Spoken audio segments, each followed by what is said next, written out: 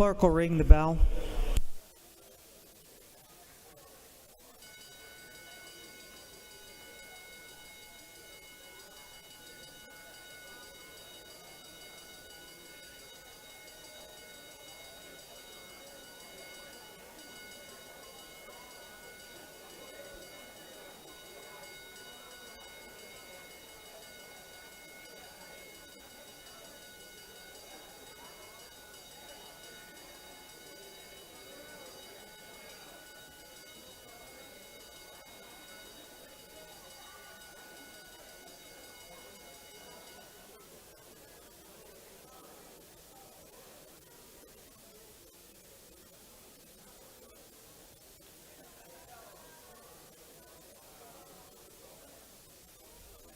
Now's the time for all members to come to the chamber.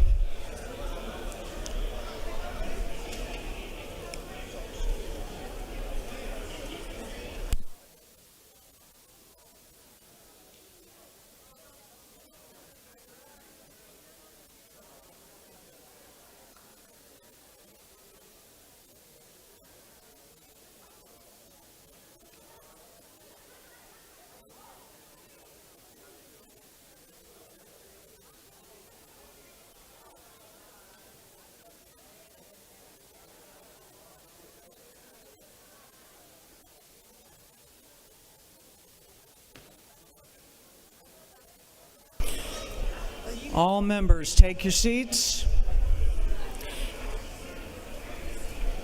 All members, take your seats. For what purpose does Leader of Illustration rise? Make a motion. State your motion. Thank you, Madam Speaker Pro Tem. I move that this House reconsider its action on Senate Bill 234, 235, and 236. On the gentleman's motion that the House reconsider its action in giving reconsideration to Senate Bill 234, Senate Bill 235, and Senate Bill 336, all those in favor will vote. Okay. We're going to pause just a moment while the clerk's office gets them all up on the screen.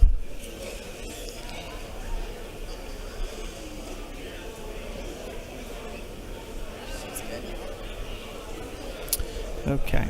On the gentleman's motion that the House reconsider its action in failing to give Senate Bill 234, 235, and 336 a requisite majority, all those in favor of reconsideration will vote yes. All those opposed will vote no, and the clerk will unlock the machines.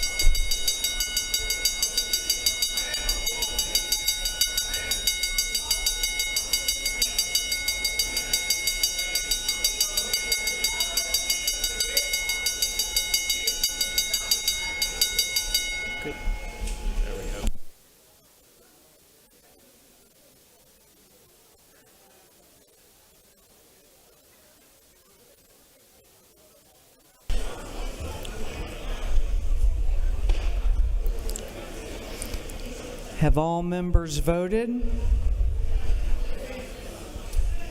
Keep delaying.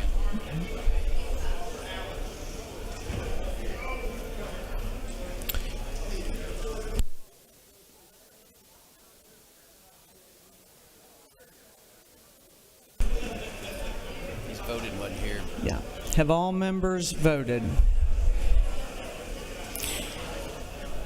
If so, the clerk will lock the machine on the gentleman's motion. The yeas were 135, the nays were 0. The motion carries and the House has reconsidered its action.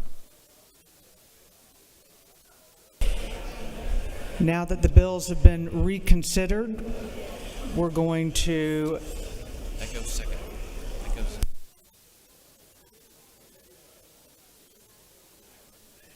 We're going to take final action on Senate Bill 234, Senate Bill 235, and Senate Bill 336.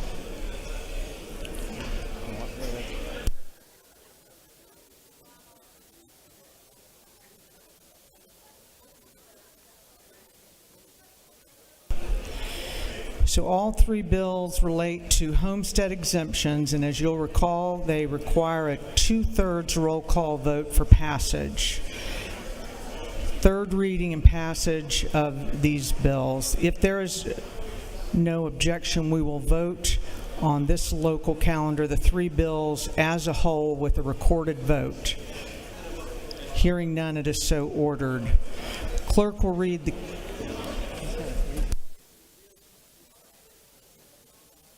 the caption to the three bills. Senate Bill number 234 by Senator Payne in the 54th. Provide a homestead exemption from City of Dalton Independent School District ad valorem taxes. Senate Bill number 235 by Senator Payne in the 54th. Be titled an act to provide a homestead exemption from Whitfield County School District ad valorem taxes. Senate Bill 336 by Senator Moore of the 53rd. Be titled an act to provide a homestead exemption from Dade County School District ad valorem taxes for educational purposes.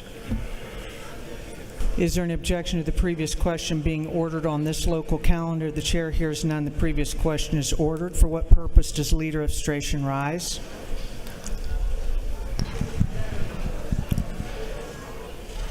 Should be a vote. Should just go straight for a vote. Do you have a question? I've no, Do you waive? I'll waive. He waives. Is there any objection to agreeing the report of the committee which is favorable to the passage of the bill? The chair hears none. The report of the committee is agreed to. Shall these bills now pass? All those in favor of the passage of the bills on the local calendar will vote yes. All those opposed will vote no, and the clerk will unlock the machines.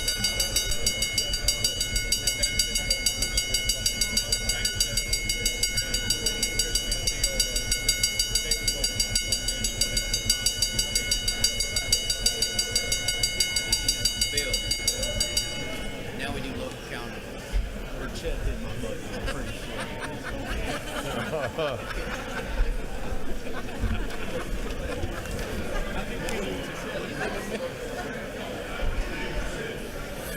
Have all members voted? Have all members voted? If so, the clerk will lock the machines. On the passage of the bills on the local calendar, the ayes are 147, the nays are 2. The bills having received the requisite constitutional majority are therefore passed. We're moving on to the local supplemental calendar.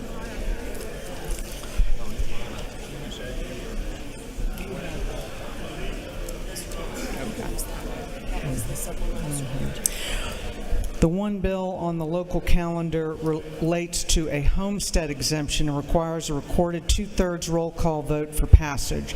Third reading and passage of this uncontested local bill.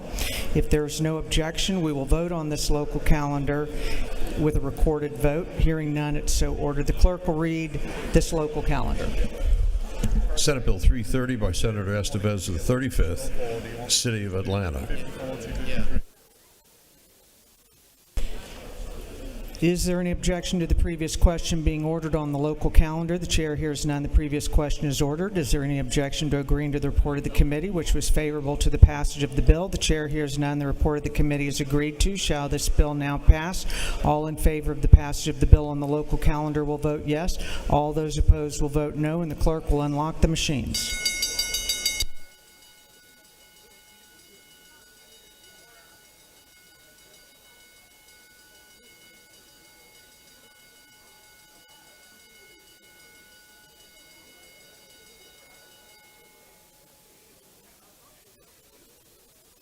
Have all members voted?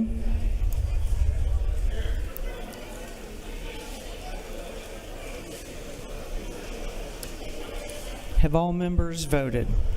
If so, the clerk will lock the machines on the passage of the bill of the local calendar. The ayes are 150, the nays are 7. The bill having received the requisite constitutional majority is therefore passed.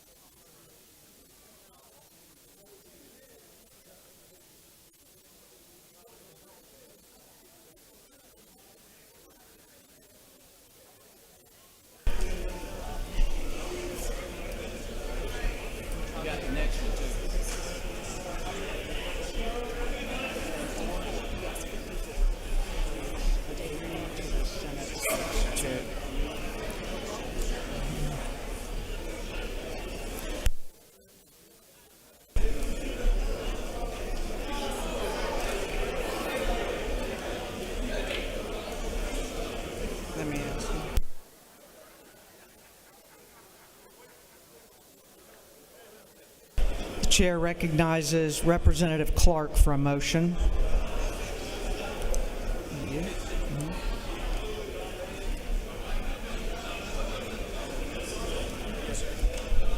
I agree to the Senate substitute as amended by the House, House Bill 54. Representative Clark moves that the House agree to the Senate substitute as amended by the House. Clerk will read the caption. House Bill 54 to be entitled an act to amend Titles 16, 31, and 43 of the Official Code of Georgia annotated relating to crimes and offenses, health and professions of business respectively, so as to authorize advanced practice, registered nurses, and physician assistants order home health care services. Chair recognizes Representative Clark to explain the Senate substitute and the House amendment. Thank you, Madam Speaker. House Bill 54, as passed in the House, it allowed PAs to sign home health services. And the Senate included allowing APRNs, which I totally support. A few reasons. One, during COVID, it was allowed for 3 years by executive order, and it really expanded health care, helped speed up the home health services, helping those who needed it. And also, we're the last state to allow it. So I fully support it. It's going to really help rural Georgia and just help healthcare in general. Be glad to take any questions. There are no questions. Thank you, and I ask for your favorable consideration of House Bill 54. Thank you. Is there any objection to the adoption of the House amendment? The chair hears none. The House amendment is adopted. On the gentleman's motion that the House agree to the Senate substitute to House Bill 54, all those in favor will vote yes. All those opposed will vote no, and the clerk will unlock the machine.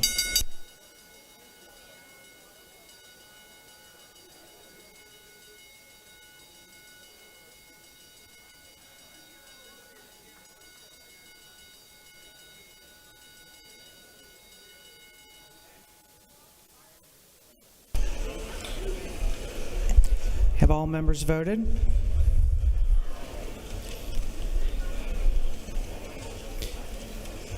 Have all members voted?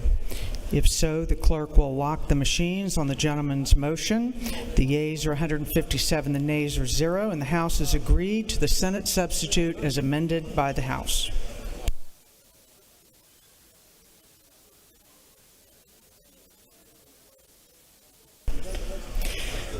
Chair recognizes Representative Clark for a motion. House Bill 253, I agree to the Senate substitute as amended by the House. Representative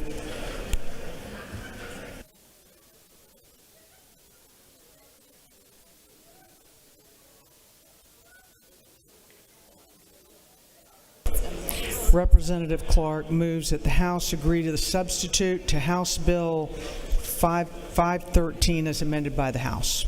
The clerk will read the caption.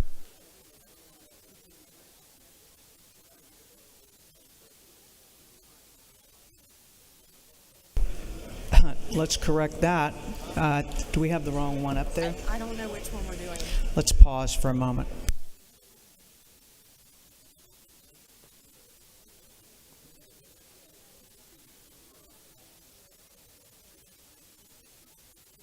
So it's this row, and it's Let's do a do-over here. The chair recognizes Representative Clark for a motion. House Bill 253, I agree to the Senate substitute as amended by the House. Representative Clark moves that the House agree to the Senate substitute as amended by the House. The clerk will read the correct caption. House Bill number 253 to be entitled an act to amend Chapter 11 of Title 15 and Article 1 of Chapter 9 of Title 19 of the Official Code of Georgia annotated relating to juvenile code and general provisions relative to child custody. Chair recognizes Representative Clark to explain the Senate substitute and the House amendment. Thank you, Madam Speaker. House Bill 253, as we passed unanimously, had to do with stopping the sending kids out of state to these reunification camps. And the House amendment. Gentlemen will suspend. Please proceed. I've attached language from House Bill 350. It made it 2 rules, didn't have enough time to get out on crossover. It has a special place in my heart. Back in, I think it was 2018, it helps rescue babies, newborn babies, well, women are, say, being sex trafficked or going through, or they thought their lives were in danger and they need to get the baby to safety. And it expanded it to fire stations, police stations, hospitals, and all that. Well, what this allows is a baby box to where they can place the baby in it, and then the alarm will go off, and the newborn baby is placed in the box, and then the baby is transported to a medical facility. And after the baby checks out, DFAT comes within 6 hours and takes hold of the baby. Also, the primary alarm has to be checked once a month. Twice a day, the box has to be physically checked to make sure the baby is not in the box. On top of it already having the alarm and all that. And I'll say, you might have seen it was in front page in the news in Tennessee. They allow the same thing, and they'd rescued a baby. But an amazing program, and it would allow the same thing here instead of a baby just being left, say, on the ground, you know, at a police station, and the mom goes. So it just allows the box. The technology's there. Multiple states allow it, and would love to have your support. I'll take any questions on this. You have a question. Chair recognizes Representative Cannon for a question. Thank you, Madam Speaker. Do you yield? I yield. I want to first thank you for this subject. It's something very near and dear to my heart as well as a labor doula, but I do have some questions for you. After discussing with some national organizations about the different ways to do this same type of program, my first question is, on line 66, it says, provided that the newborn child is no more than 30 days old. Had you considered making that up to 60 days old, which is typical around the country? I know, I remember carrying the bill, from back when I carried the bill, why we had the 30 days. Because a lot of times past 30 days has to do with law and kind of child abandonment or something like that. And I remember when I carried in 2018, we had that 30 days because this is that time where usually if a woman is in fear for her life, sex trafficking, you know, she has the baby and she needs to get the baby to safety.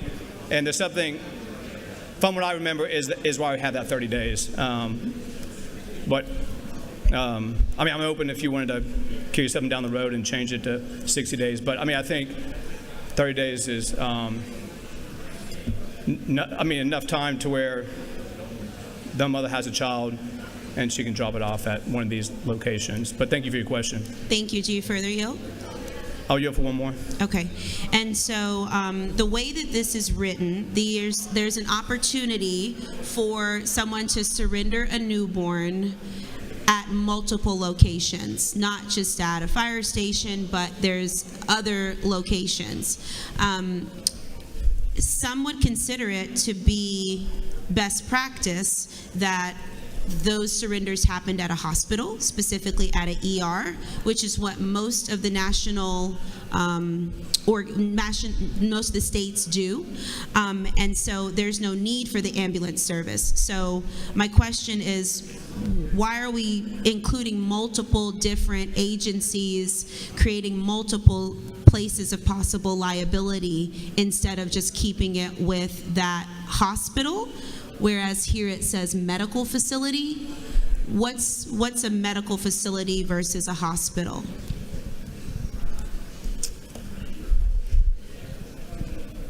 I'll say, I mean, I passed, and again, I have to go pull up my bill, but it expanded to the locations that's being allowed. And we've had the data, I mean, I'm not seeing anything negative come from these different places of letting the baby be dropped off there.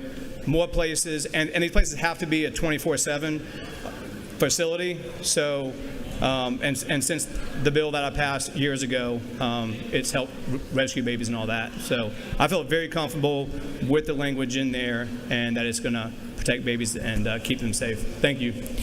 Chair recognizes Chairman Cooper for a question.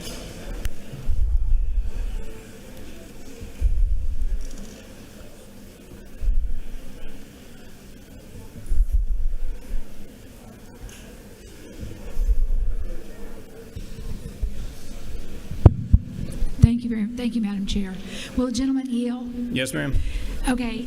Isn't it true that sometimes, usually at hospitals and at the fire station and all, the person, when they're leaving the child, actually comes in contact with either the fireman or the nurse or someone?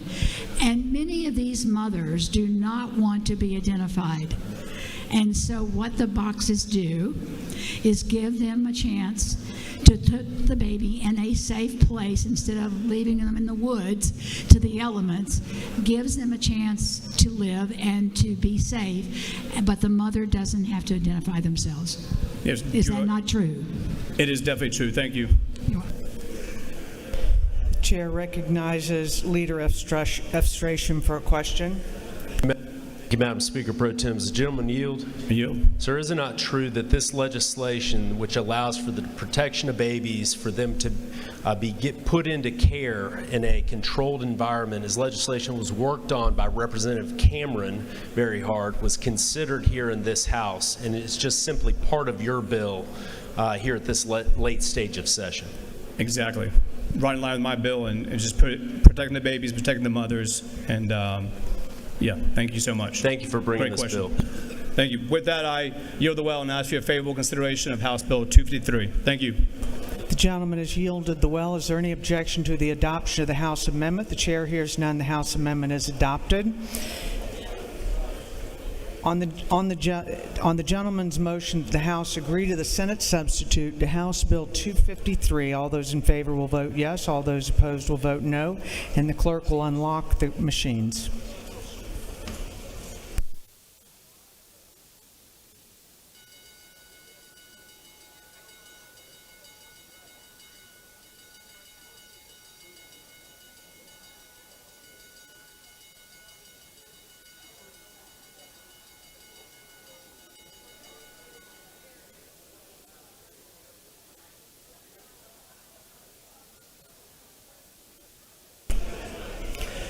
Have all members voted?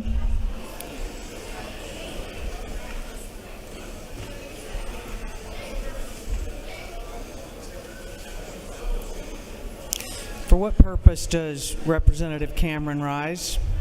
Parliamentary inquiry. State your inquiry. Is it true, Madam Speaker, that during the process of this bill, a baby was surrendered at a box just over the border from me in Tennessee, and it was successful at a fire hall, and the baby went through the hospital and into foster care successfully? The gentleman knows of which he speaks. For what purpose does Representative Clark rise? Parliamentary inquiry, Madam Speaker. State your inquiry. Is it not true that I had a question for the Speaker, and if he doesn't mind doing a parliamentary inquiry, I'm really curious. I had a town hall, and this issue of Ethan's Law came up, and there were some family law people that were concerned about this outlawing the ability to have families reunite in any type of way. And so I just wanted to get clarification on that. Is that not true, Madam Speaker? I'm sure the lady knows of which she speaks, and I encourage her to speak with the original author about that. Have all members voted? If so, the clerk will lock the machine. On the gentleman's motion, the yeas were 146, the nays were 15, and the House has agreed to the Senate substitute to House Bill 253.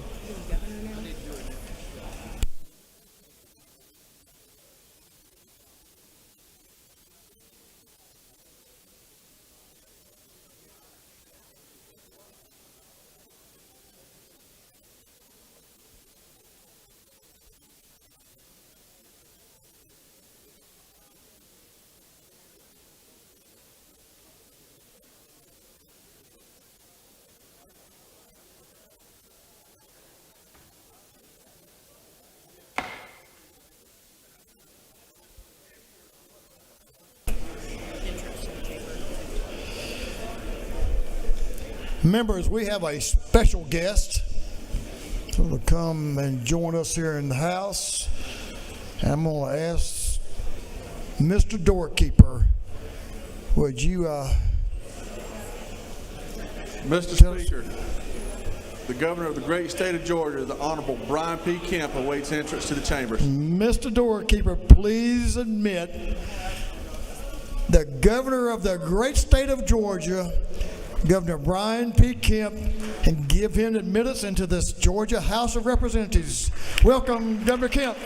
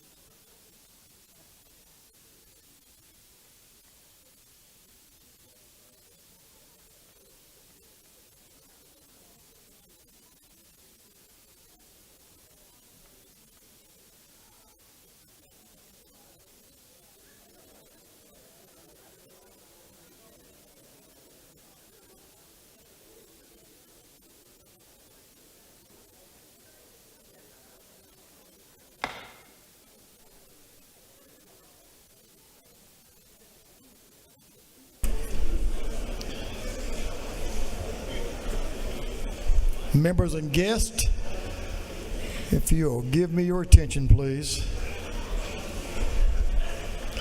We are certainly blessed here in our state to have a first family. Now, I want to recognize, I know you're going to do it again, at least one of them, but I want to recognize the best third daughter in the state, Amy Porter Kemp. Amy Porter, thank you for being here.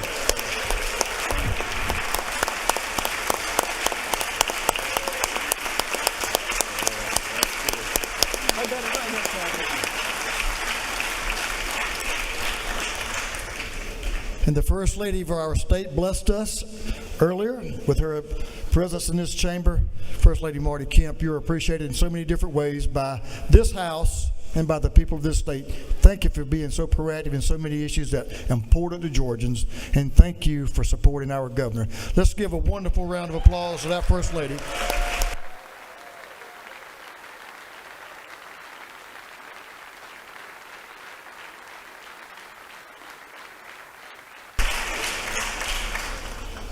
A gentleman that certainly needs no introduction in these parts.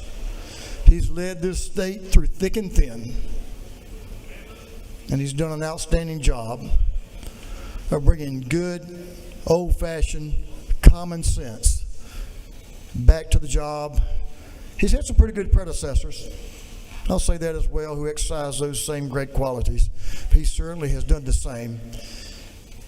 We've got a little bit of work for you, Governor. We've been sending you some bills. We hope you'll keep that pen sharp and at least sign the bills that came out of the House. It's my great honor, y'all. I know it is y'all's as well to have the governor of this state in this House chamber, the People's House, a people's governor, the 83rd governor of the great state of Georgia, Governor Brian P. Kemp.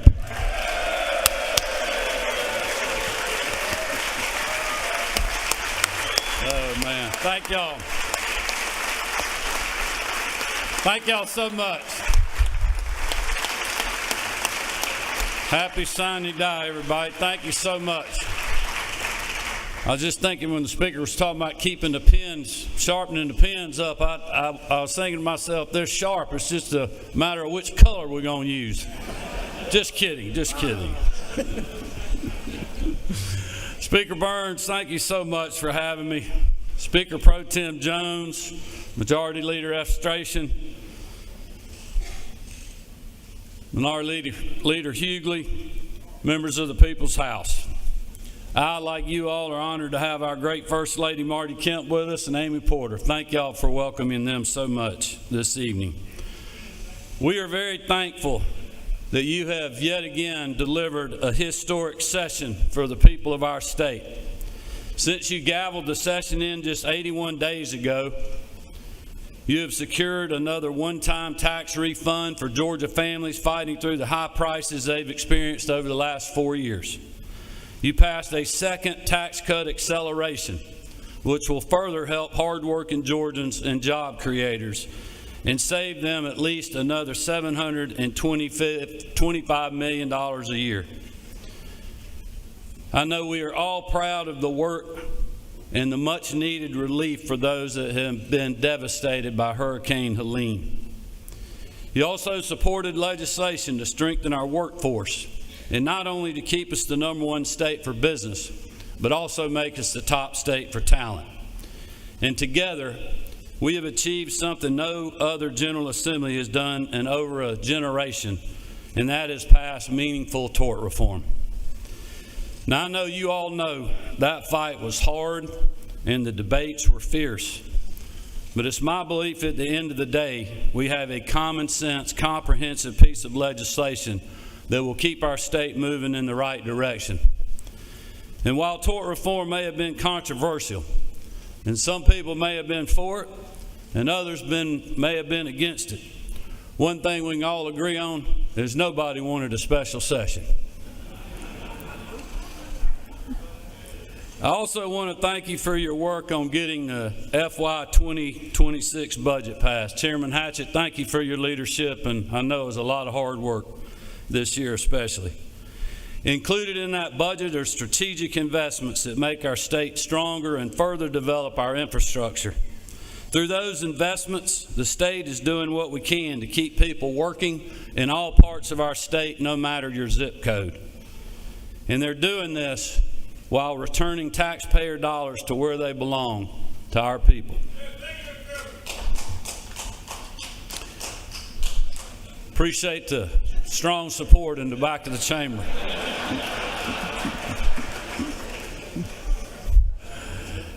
Other states are raising taxes on their citizens just to make ends meet. Think about California, New York, and Maryland, just to name a few. But not here in Georgia. Here in the best state for business and opportunity, we budget conservatively. And that's why we're able to make historic investments without increasing debt, and are able to give Georgians a third tax rebate and cut taxes while we're at it. Thankfully, much like years past throughout my second term, the partnership and thoughtful coordination between the House, the Senate, and my office has benefited the people of our state and put Georgia on a path to continued prosperity and opportunity.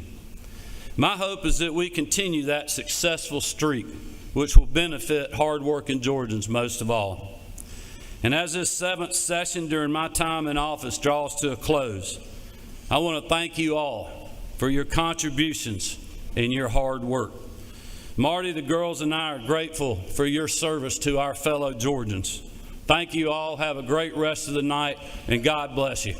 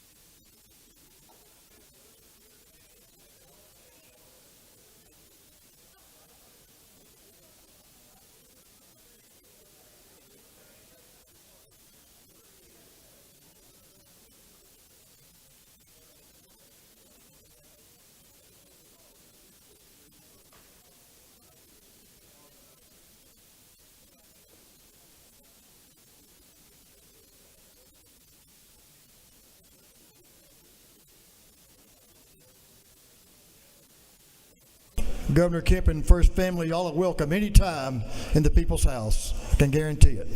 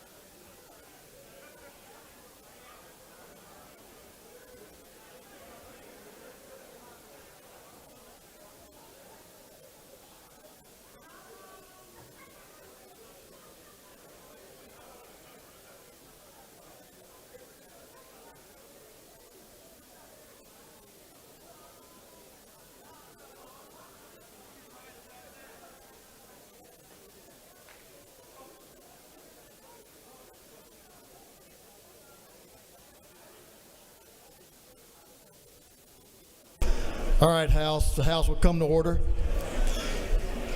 House will come to order.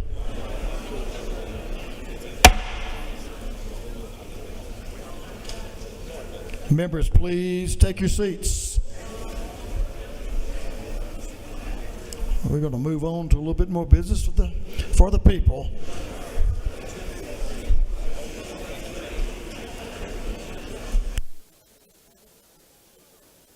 Chairman LaHood is recognized for a motion. Give the gentleman in the well your attention, please. Chairman LaHood. Thank you, Mr. Speaker. I move to agree to the Senate sub as amended by the Senate of House Bill 513. Is that the motion?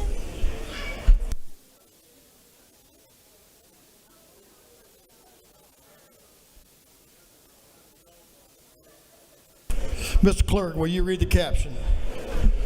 House Bill 513 to be entitled an act to amend Article 2, Chapter 70, and Title 36 of the Official Code of Georgia Annotated relating to service delivery so as to revise provisions related to the county share of funding for jointly funded countywide services.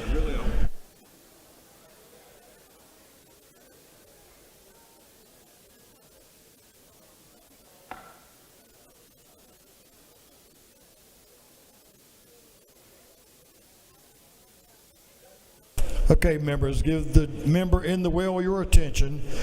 Chairman LaHood is recognized to explain the Senate substitute.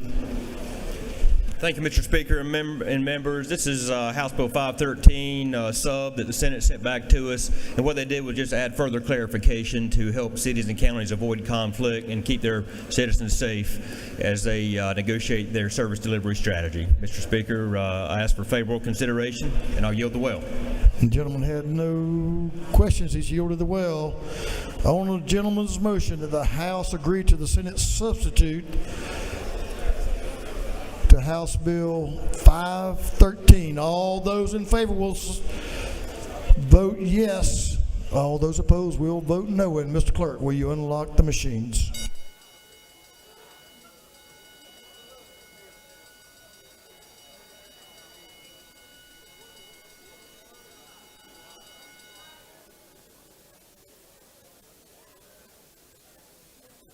Have all members voted?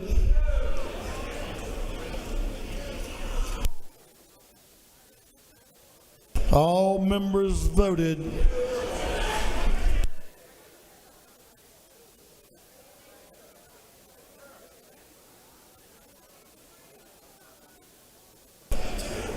All members voted. If so, Mr. Clerk, will you lock the machine? On the gentleman's motion, the yeas are 163, the nays are 2, and the House has agreed to the Senate substitute of House Bill 513.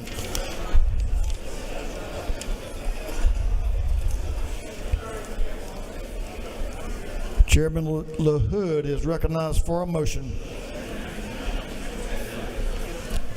Mr. Speaker, I move that this House agree to the Senate sub to House Bill 645. Mr. Clerk, will you read the caption?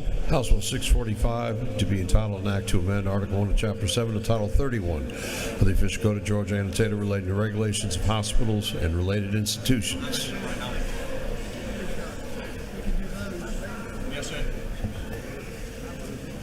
Representative LaHood is recognized to explain the Senate amendment. Thank you, Mr. Speaker. We sent House Bill 645 to the Senate a few weeks ago, and they amended it to provide even more alignment with today's CDC guidelines. And I asked this House to agree. And Mr. Speaker, if there's any questions, no questions, I'll yield the well. Lady Representative Park Cannons has a question. Ladies. Thank you, Mr. Speaker. Do you yield? Yes, ma'am. Out of which part of the CDC does the information and testing related to COVID-19 and influenza vaccines arise? Can you explain your question again? Ask it again. Yes, there's multiple departments within the CDC, and so out of which department do this COVID-19 testing and influenza vaccines arise? It's the department that gives recommendations to long-term care facilities. Thank you. The gentleman has no further questions. He's yielded the well. On the gentleman's motion that the House agree to the Senate amendment to House Bill 645, all those in favor will vote yes. All those opposed will vote no. Mr. Clerk, will you unlock the machines?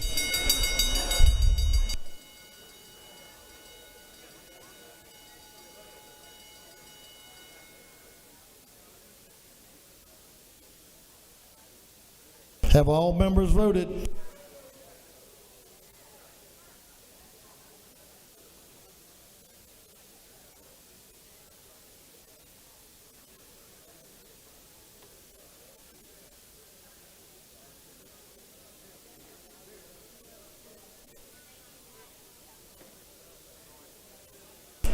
Have all members voted? If so, Mr. Clerk, will you lock the machine? On the gentleman's motion, the yeas are 166, the nays are 0, and the House has agreed to the Senate amendment to House Bill 645.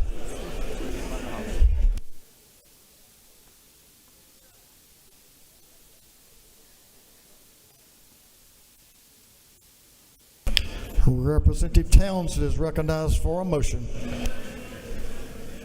Mr. Speaker, I'll be asking the House for an agreeable on House Bill 233 that was amended in the Senate. Mr. Clerk, will you read the caption? House Bill number 233 to be entitled, an act to amend Article 3, Chapter 3, Title 50 of the Official Code of Georgia annotated relating to other state symbols so as to designate Brunswick stew as the official state stew.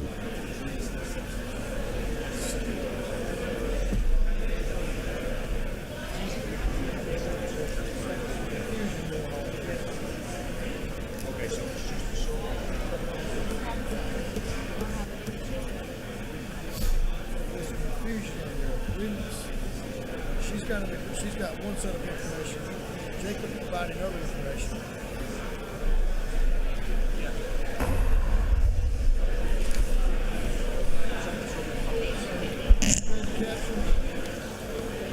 Mr. Speaker, I'd like to agree to the Senate sub House Bill 233. The gentleman moves that the House agree to the Senate substitute to House Bill 233. The gentleman is recognized to explain the Senate substitute. Thank you, Mr. Speaker. Section 1. This is the original Brunswick stew bill. It has added ingredients to the Brunswick stew, and the extra ingredients include: it makes the fourth Friday in November National Sugarcane Syrup Day or Syrup Day in Georgia. Section 2 is the original Brunswick stew bill, making it official state stew of Georgia. We had some great stew downstairs tonight. I call it the North Georgia stew, and they're definitely welcome down there and help us out down in Brunswick. Section 3 is cornbread, is designated as official bread of Georgia. And Section 4 was added also by the Senate. Well, basically, it's the foreign country concerns such as China. This closes the gap of the third-party seller with the state agency for goods or services included but not limited to contracted procurement or purchase of computers, printers, and other types of video conference services in connection with the office environment. This was approved unanimously, bipartisan effort in the Economic Development Committee in the Senate. Also approved bipartisan effort in the Senate as a body, where I think we had one no vote as it is with the standing bill as it's read now. So again, thank you for your favorable consideration. Mr. Speaker, I'll be glad to answer any questions about the Brunswick stew, House Bill 233. Gentleman has a couple of questions. Yes, sir. Leader Hughley is recognized for a question. Give the lady your attention, please. She has a question. Thank you, Mr. Speaker. Does the gentleman yield? Yes, ma'am. I understand about these ingredients in this stew you got, but this last thing you put on here about these bids for goods and services. Yes, ma'am. Help me understand how that goes with it. This it's basically same title code. This also helps close a loophole where a third-party vendor possibly could have gotten a contract from a foreign adversary. Would you agree it might be the same code, but it's different subject matters? the way we looked at it and the Senate approached it and we approached Ledge Council, it seemed to all fit together, ma'am.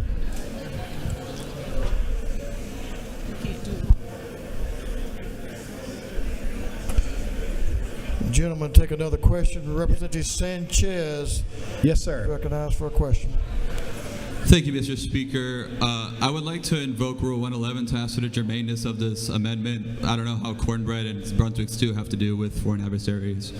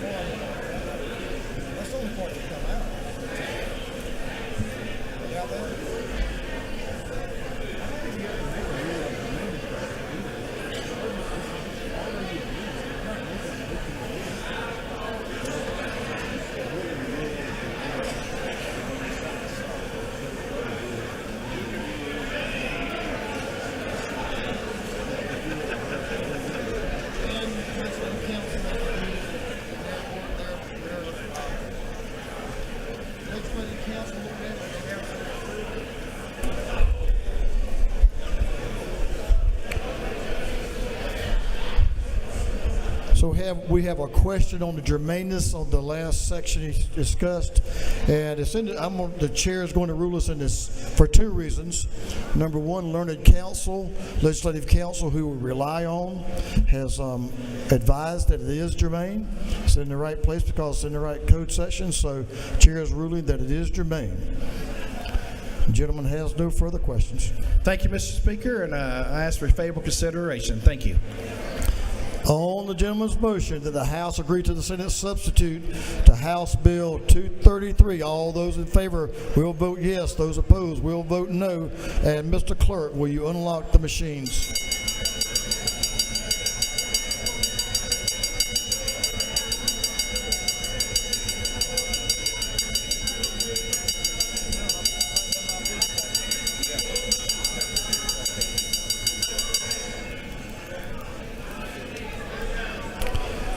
Have all members voted?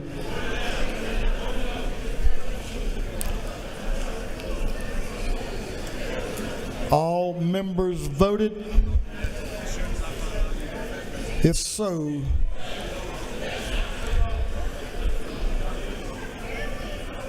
Mr. Clerk, will you lock the machine?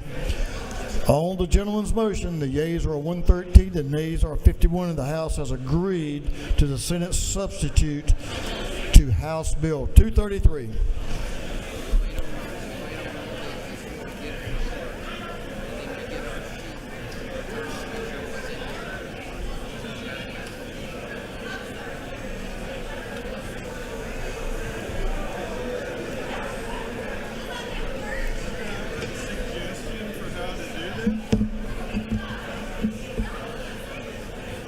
Yeah, just write down the names of the people that are making the motion. They do, but they're all in health and they're all in public health.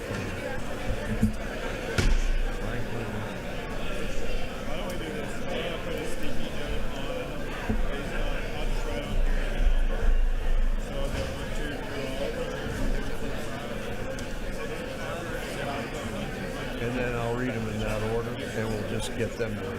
Oh, that's cool.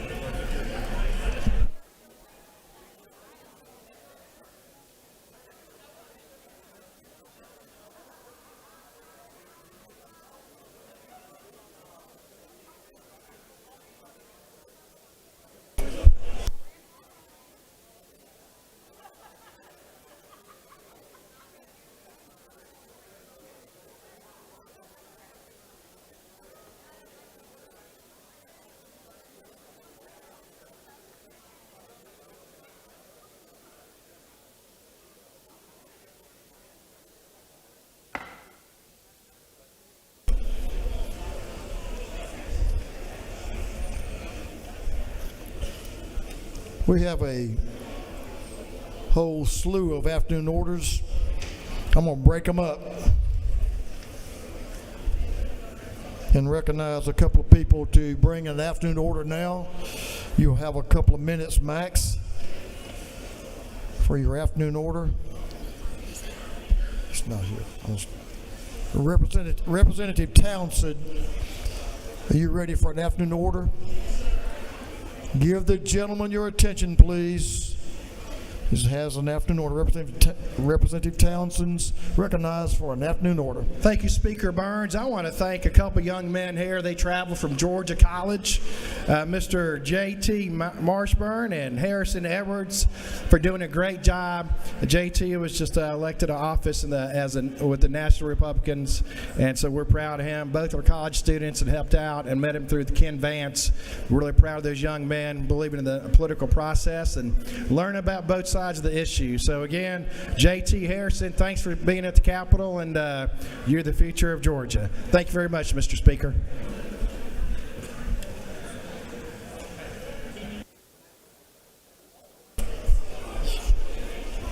Representative Reeves and members of the Gwinnett delegation. If you'll come down front. Thank you, Speaker Burns. Oh, the gentleman wants to spin. Give him a minute to get down.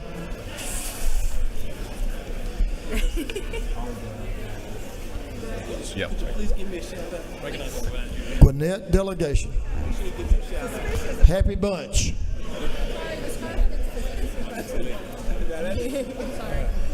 You got one more coming over here, Representative Coyer.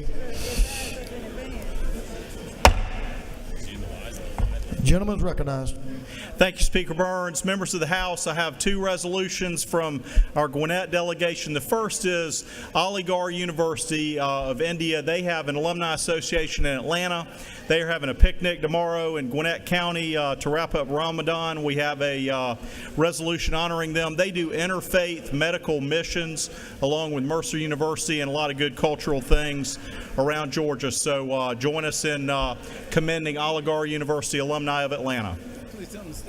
And then secondly, we have a resolution for the Payne Corley House in Duluth. This is a historic preservation that was done by 5 businesswomen, Judy Burrell, Jane Wilson, Margie Ross, Emma Devers, and then Annette Summerhour. It's been a wedding venue for years. It's now under ownership of Jen and Alex Kemp. Andy Kemp works with them, and they are doing a great job. There's a florist that has sprung out of that house, but it is a perfect example of business women doing historic preservation and doing great business in Georgia. So let's commend the Payne Corley House in Gwinnett County as well.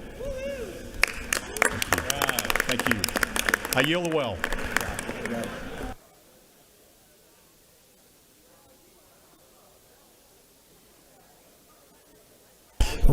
You got some friends with you too, don't you? Representative Derek Jackson and some friends.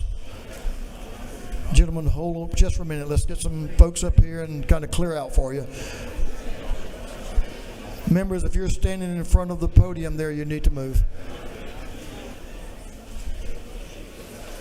Y'all want to split up on each side? Yes. Representative Jackson. Thank you, Mr. Speaker. Colleagues, I know earlier we recognized Dr. King, but we wanted to come up again because we want to give a moment of silence. Dr. King was not just one who lived his life long. He was assassinated. And so we would like to do a moment of silence because Dr. King made a profound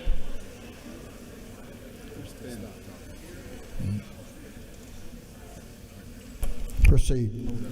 Thank you, Mr. Speaker. Dr. King made a profound contribution to the civil rights movement from 1955 to 1968, advocating for racial equality, justice, and for the right to vote through nonviolent protests. His leadership in events like the Montgomery bus boycott, the March on Washington, helped lead to significant legislative victories such as the Civil Rights Act of 1964 and the Voting Rights Act of 1965, which dismantle institutional segregation and secure voting rights for all, including African Americans. Today, his work continues to serve as a foundation for defending the rights he fought so hard to secure in the face of current challenges, including attacks on voting rights and civil liberties. And so we want to offer up this moment of silence. Some of us, myself and Representative, I was going to say Teddy, Teddy Reese, we are members of the same fraternity that Dr. King was, and that's Alpha Phi Alpha Fraternity Incorporated. So just a moment of silence on our late beloved brother. Thank you, Mr. Speaker. Thank you, Representative Jackson. Representative Mathiak.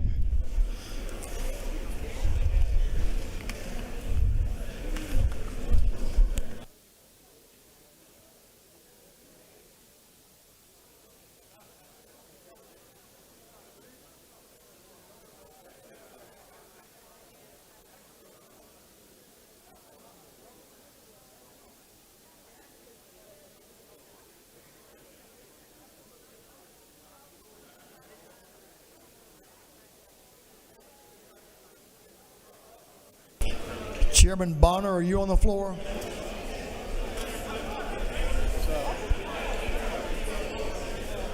I don't think he's on the floor. Do you need to hold up, or can you go ahead?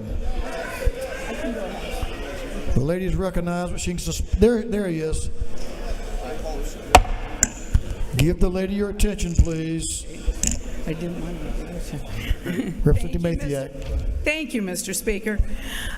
Chairman Bonner and I this evening would like to honor somebody from Fayetteville who is a constituent of mine, but a longtime resident of Fayetteville. We're honoring Miss Nancy Nell Spires Terlano tonight for other purposes as well. She was born May 1937. To her parents, Harold and Gertrude Spires. Nancy was born and had to wear glasses as a baby, so this helped her shape her studious personality.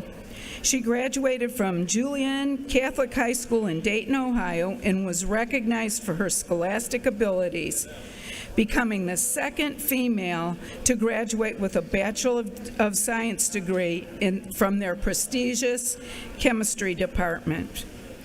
Whereas, while at the University of Dayton, she was selected by her mentors to be one of the two students in the Cutting Edge Development Research Department with rare earth metals, a groundbreaking process of which you can imagine back then how important that was. She met her husband, John, also at Dayton University, and he earned his Bachelor of Science in Physics before attending the Ohio State University. Nancy was one of the first stay-at-home moms in 1960, and she helped form Chemical Abstract Services, which was an applied chemistry degree, nomenclature in chemistry. Whereas she was raising her daughters, Marilyn and Sharon, she contributed to those chemical compounds, and later her third daughter is our own Karen Pope, one of our great lobbyists here at the House. So whereas she later served as a chemistry and math teacher at Lake Braddock Secondary School in Burke, Virginia, and she was highly regarded in participating in sports activity before retiring with her education. So whereas now we resolve at the House of Representatives that the members of this body honor Miss Nancy Nell Spires Terlano for her pioneering achievements in science and education, her unwavering dedication to her family, and her enduring legacy of excellence, as well as extended their best wishes to her continued health and happiness. Thank you, House. We appreciate it. Thanks, Josh. Ladies yielded the well. This lady's a little quiet, so y'all need to quieten down. The next Representative Patty Stinson is recognized for an afternoon order. Please give the lady your attention. Thank you, Mr. Speaker. Ladies and gentlemen of the House, I ask that you please rise and with me as I honor the beautiful life and legacy of Mother Lula Mae Riley. She's on the screen. Mother Lula Mae Riley was 94 years young when God called her home to glory November 23rd, 2024. Mother Riley was the mother to 12 children and many, many adopted children, with yours truly being one of them. She was the true love of my life, and I will forever cherish the many, many moments and times that we shared together, riding with me up and down House District 150. And she was a songbird of Butler, Georgia, Taylor County. She would often go to all of the churches throughout Taylor and several surrounding counties. And Mr. Speaker, she was famous for her song, "Don't Let the Devil Ride," because if you let him ride, he'll want to drive. And another song that everyone loved to hear her sing was "Just a Little Prayer It's Good to Say. Just a little prayer will help you along your way. Just a little prayer will give you peace of mind. It's mighty good to say a prayer sometime." Miss Lula Mae Riley, you'll forever be in our hearts and our minds, and I love you forever. Just a little prayer is always good to say. Thank you, Mr. Speaker, and thank you, colleagues, for joining me in honoring the beautiful life of Mother Lula Mae Riley, the songbird of Taylor County. Thank you. Great lady. Two beautiful ladies. Members, if you'll remain standing. Thank you, Representative Stinson. Representative Hagan is recognized for remembrance of a public servant in her district. Give the lady your attention, please. Thank you, Mr. Speaker. I wanted to get up this evening and pay tribute to the Mayor Pro Tem of the City of Vidalia, Mr. John Raymond Turner, who passed away this Wednesday. Mr. Turner was a faithful public servant for 4 decades in Vidalia and Toombs County, and his loss leaves a void in the community that will not be easily filled. I met him when I was the chair of the Toombs County Republican Party, and he was the chair of the Toombs County Democrat Party, and we spent hours and hours together at the elections office watching them open absentee ballots, and immediately I recognized that this was a man of conviction, quiet strength, and kindness that I will not forget. He's survived by his sweet wife, Miss Lily, their son, Keith, and their extended family. And I just ask you all if you please join me in a moment of silence in remembrance of Mr. Turner. Thank you, colleagues, and Mr. Speaker. A good man. Excuse me. A good man. Representative Tran, are you on the floor? Here he is. If y'all remain standing. Representative Tran is recognized for remembrance. Thank you, Mr. Speaker. Mr. Nick Nicodemus, who lived in Dunwoody for over 40 years, was a very well-respected community leader. He died this week at the age of 91, and so we can take a minute for a moment of silence. Thank you, Mr. Speaker.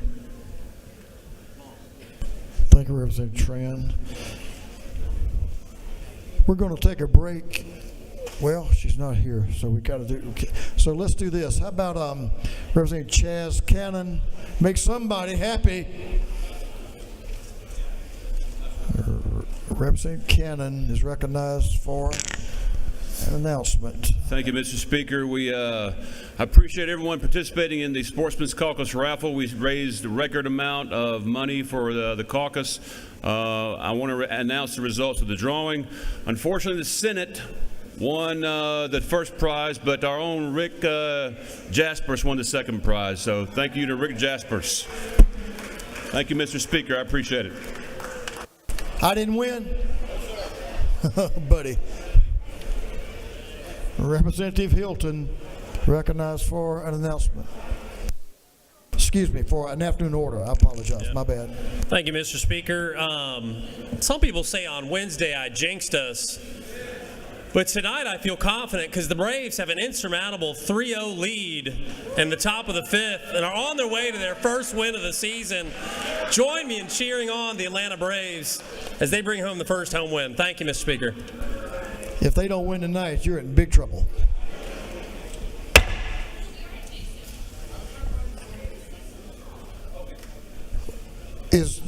Yes. Representative Kendrick, you're recognized. Ladies and gentlemen, members of the House, I think you'll like this one. We're going to end this one on a happy note. Thank you, Mr. Speaker, and good evening, colleagues. If you celebrated a wedding anniversary during the special session, join me as I congratulate our minority leader on 44 years of being married to her sweetheart from Columbus, Georgia. She could have spent it anywhere else, but she is spending her anniversary here with us. So please help me celebrate our minority leader, Carolyn Hewley, on her 44th wedding anniversary. Thank you, Mr. Speaker.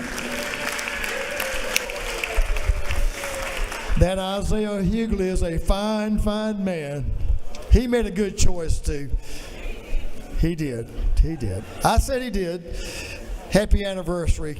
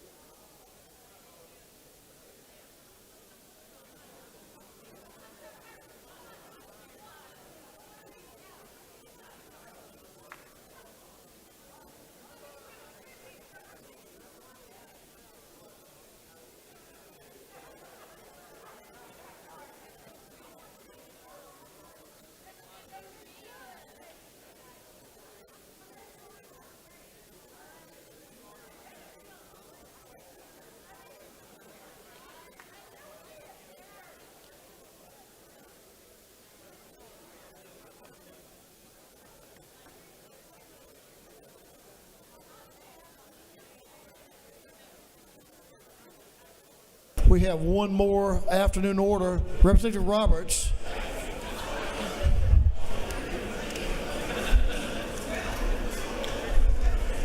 If you know what's good for you, you better do this one. Representative Roberts is recognized for Thank you, Mr. Speaker. I promise to be very brief. My aunt is turning 80, and we're celebrating her birthday tomorrow in Rocky Face, Georgia. And my mom turned 78 on Wednesday, and I just wanted to wish them both a very, very happy birthday. Thank you.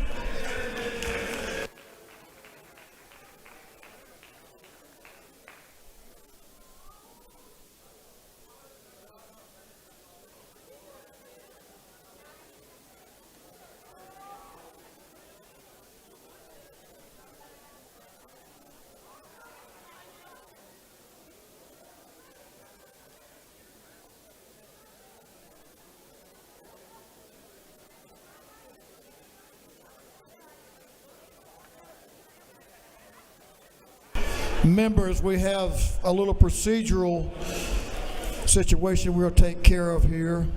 We have a number of bills that need to be first read and assigned to committee. What I'm going to ask you to do is to allow us to waive those rules as we would normally do. Instead of reading each one individually, each member making a motion, I'm going to allow the clerk to read them all and make one motion and assign them to committee. Does that make sense?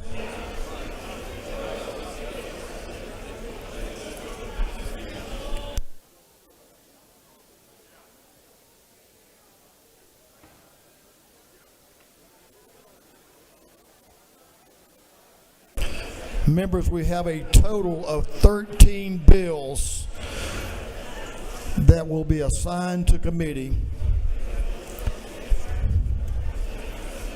And we will suspend the rules as normal, but we will just read them individually as a group and then assign them.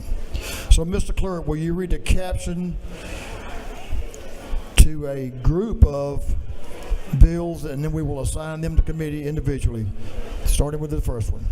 Unnumbered House Resolution by Representative Kelly, a resolution recognizing May 2025 as Foster Parent Appreciation Month.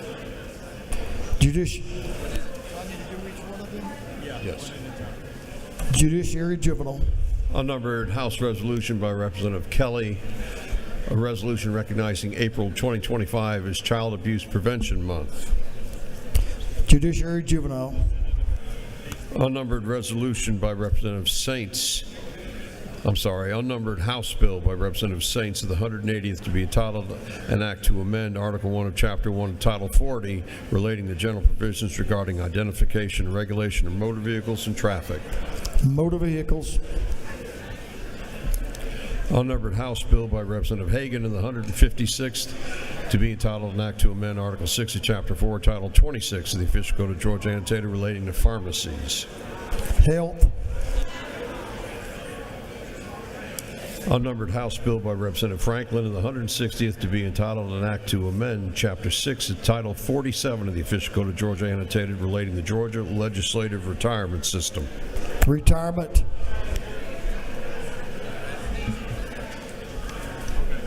Unnumbered House Bill by Representative Cannon of the 58th to be entitled an act to amend Titles 31, 33, 34, 37, 45, 48, and 49 of the Official Code of Georgia Annotated relating to health insurance, labor, and industrial relations. Public and community health. Unnumbered House Bill by Representative Campbell, the 35th, to be entitled an act to amend Chapter 1 of Title 28 of the Official Code of Georgia Annotated relating to general provisions relative to the General Assembly. Rules. Unnumbered House Resolution by Representative Willis, the 55th, creating the House Study Committee on Risks Associated with Hair Straightening Products. Regulated industries. Unnumbered House Bill by Representative Willis, the 55th, to be entitled an act to amend Title 33 of the Official Code of Georgia Annotated relating to insurance. Insurance. Unnumbered House Bill by Representative Willis, the 55th, to be entitled an act to amend Chapter 24, Title 33 of the Official Code of Georgia Annotated relating to insurance generally. Insurance. Unnumbered House Bill by Representative Lupton of the 83rd to be entitled an act to amend Article 1 of Chapter 2A of Title 31 of the Official Code of Georgia Annotated relating to the Department of Public Health generally. Public and community health. Unnumbered House Bill by Representative Lumpton of the 83rd to be entitled an act to amend Titles 33, 34, and 48 of the Official Code of Georgia Annotated relating to insurance, labor, and industrial relations. Ways and means. Unnumbered House Bill by Representative Lupton of the 83rd to be entitled an act to amend Title 31 of the Official Code of Georgia Annotated related to health. Health.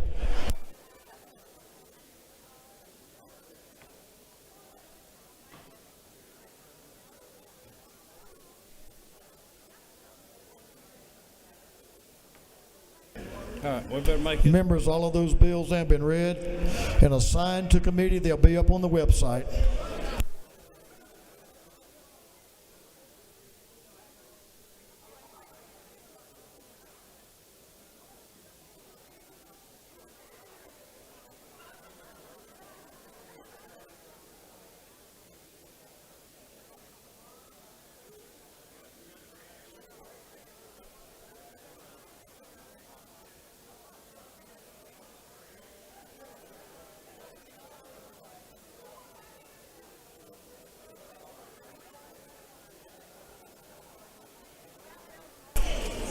Members, welcome a former member of this House back to the House, my friend Doug Stoner, who's now serving Georgia on the Georgia Department of Transportation Board.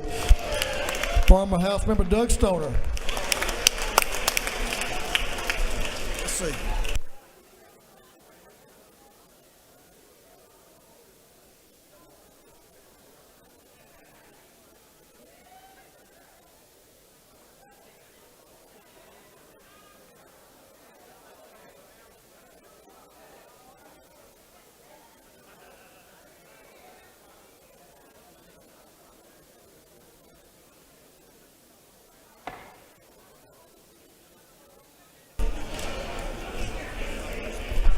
Okay, members, we can take a break in a few minutes. Quite a few minutes. Right now, we're going to take up our, let's see, this looks like a motion on House Bill 360. Okay, members, we have some folks who want to hear what's going on. Folks on the wall, everyone needs to be quiet. We have, let's see, it's a long time till midnight. The bewitching hour is not even close. And we have a lot of work to get done. A lot of hard work's been put in, and we're going to finish it up. Leader Illustration is recognized for a motion. Thank you, Mr. Speaker. I move that this House agree to House Bill 360 as amended in the Senate. Mr. Clerk, will you read the caption? House Bill 360 be titled, an act to amend Article 2, Chapter 7 of Title 48 of the Official Code of Georgia Annotated relating to income tax imposition rate computation, exemptions, and credits.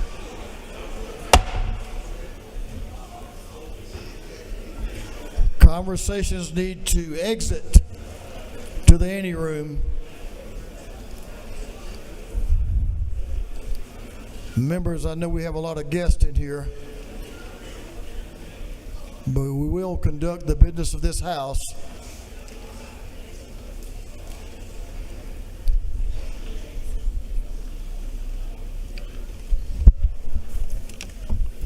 Leader Illustration is recognized to explain the Senate amendment.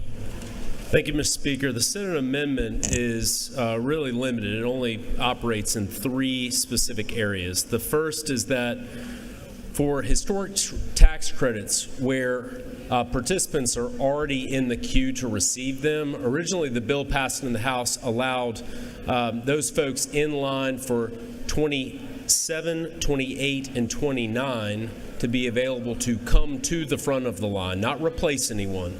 Now it's just limited to 27 and 28, so 2029 is out. The second thing is previously this applied only to a limited area, a 10-mile radius, which would include the city of Atlanta. That part is also out now, so it would have statewide applicability. And third, for tax credits utilized for 2027 and 28, first, the certificate of occupancy must be by July 1st of 26, not the end of the year. And it would be 90% or 90 cents on the dollar for tax credits utilized in 27 and 85 cents on the dollar for tax credits utilized when in line for the 28. Mr. Speaker, I'm happy to answer any questions. The gentleman has no questions. I yield the well. On the gentleman's motion that the House agree to the Senate amendment to House Bill 360, for what purpose is Representative Carson rise?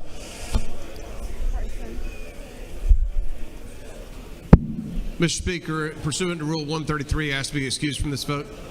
The gentleman has that right, and the record will so reflect. All those in favor of this amendment to House Bill 360 will vote yes. Those opposed will vote no. And Mr. Clerk, will you unlock the machines?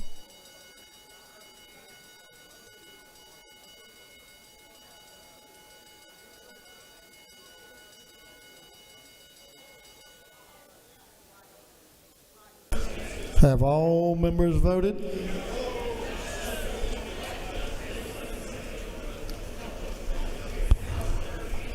All members voted.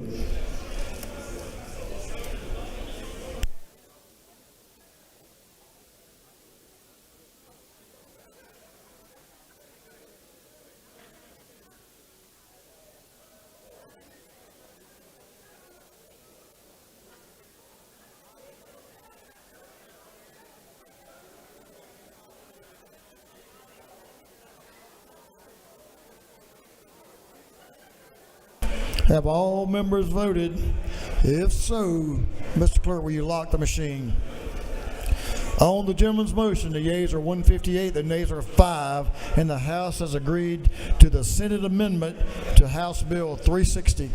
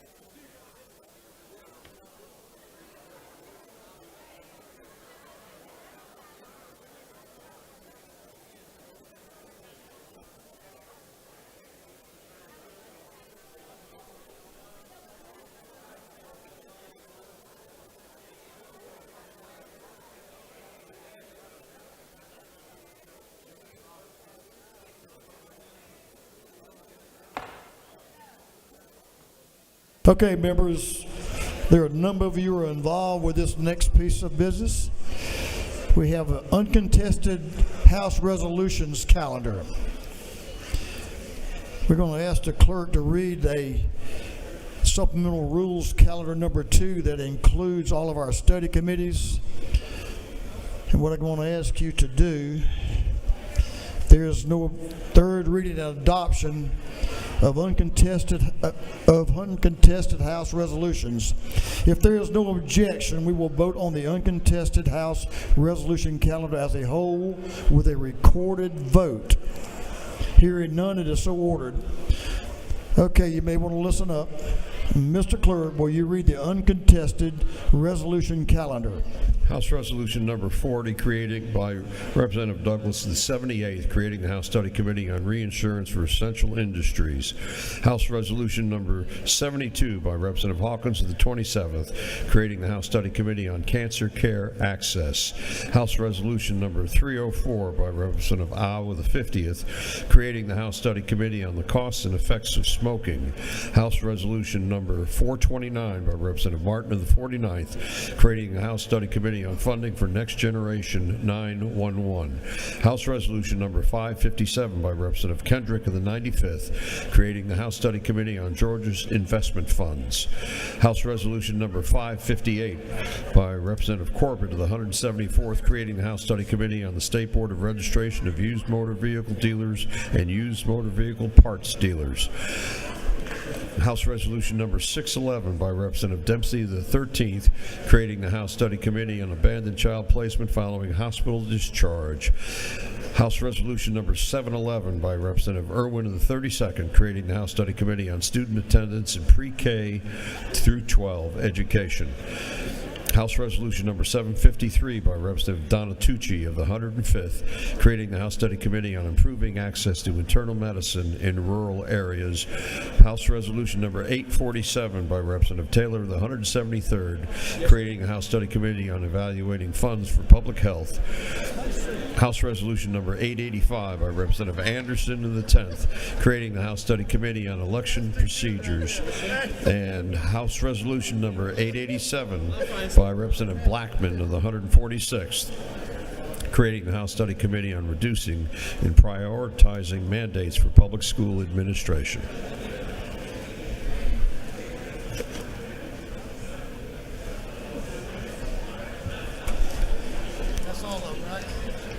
Is there any objection to the previous question being ordered on the uncontested resolution calendar? Hearing none, the previous question is ordered. Is there any objection to adopting the substitutes offered by the Committee on Rules on the uncontested resolution calendar? Hearing none, the rules calendar substitutes are adopted. Is there any objection to agreeing to the report of the committee, which was favorable to the adoption of the resolutions? Hearing none, the report of the committee is agreed to. Shall these resolutions now be adopted? All those in favor of the adoption of the resolutions on the uncontested resolution calendar will vote yes. All those opposed will vote no. And Mr. Clerk, will you unlock the machines?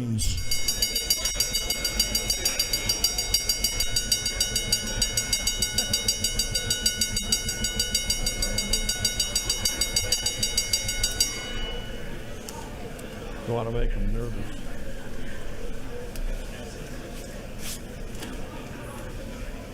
Have all members voted?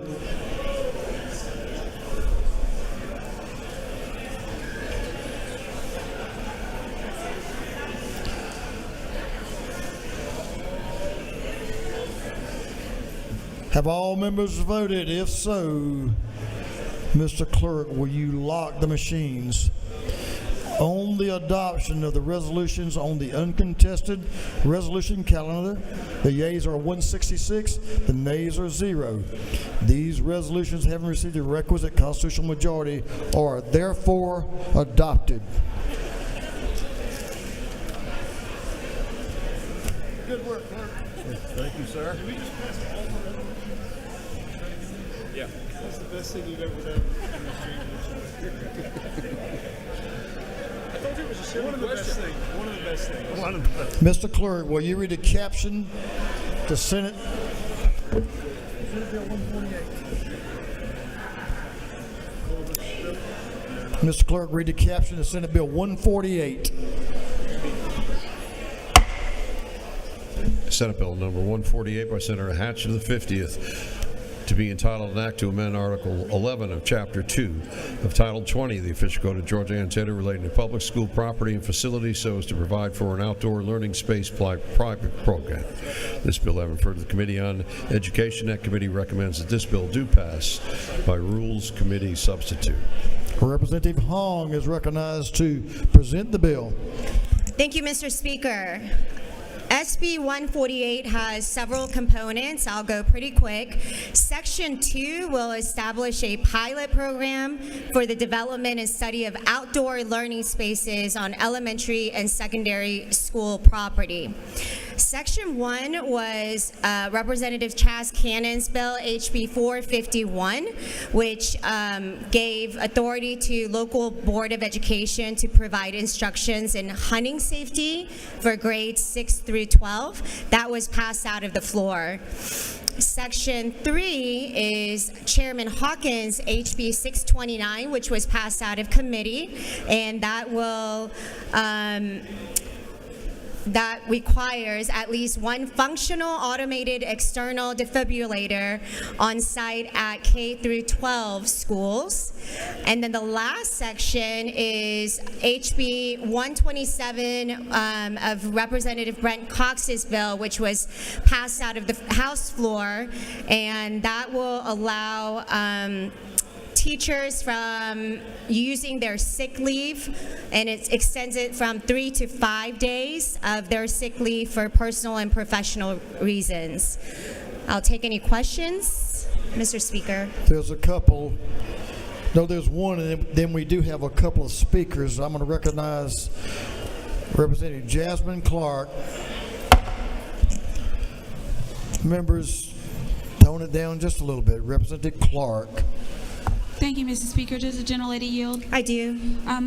Thank you for the bill. I'm just curious, what LC number are you? It's LC 610264S.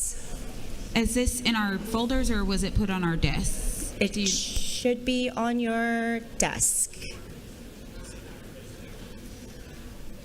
I don't think. some of the other rows, check and see if that bill is on your desk. Looking for it on our. You have it? No, it's not in here. Do some of you over on my right have the bill? Some of them have it on the front rows. About Representative Holland, do you have it back that far? I have it. I have LC 33 something in our folders, but I don't have any.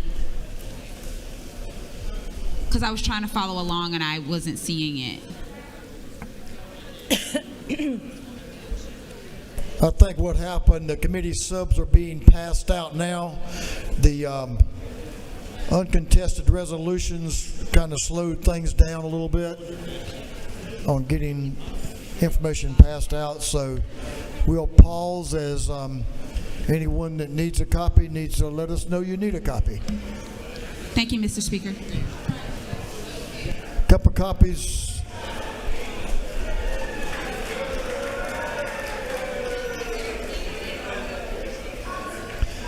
Need some copies down front. Do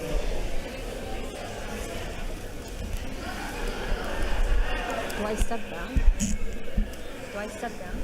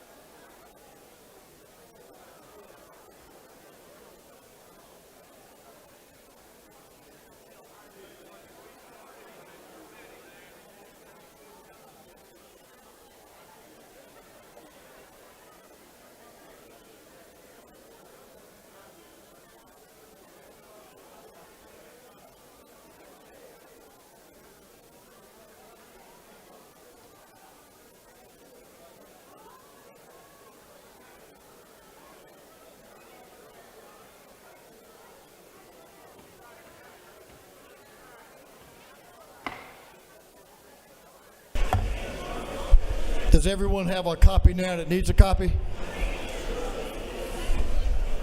All right, folks, clear that center aisle, and we'll allow the lady to come back to the well.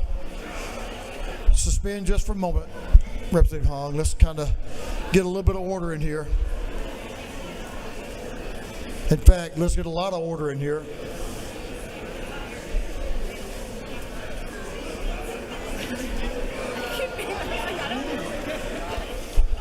Okay, members.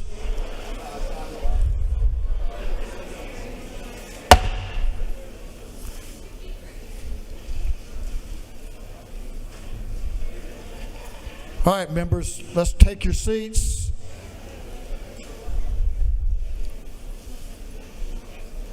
We continue to have legislations that is very important to some Georgians.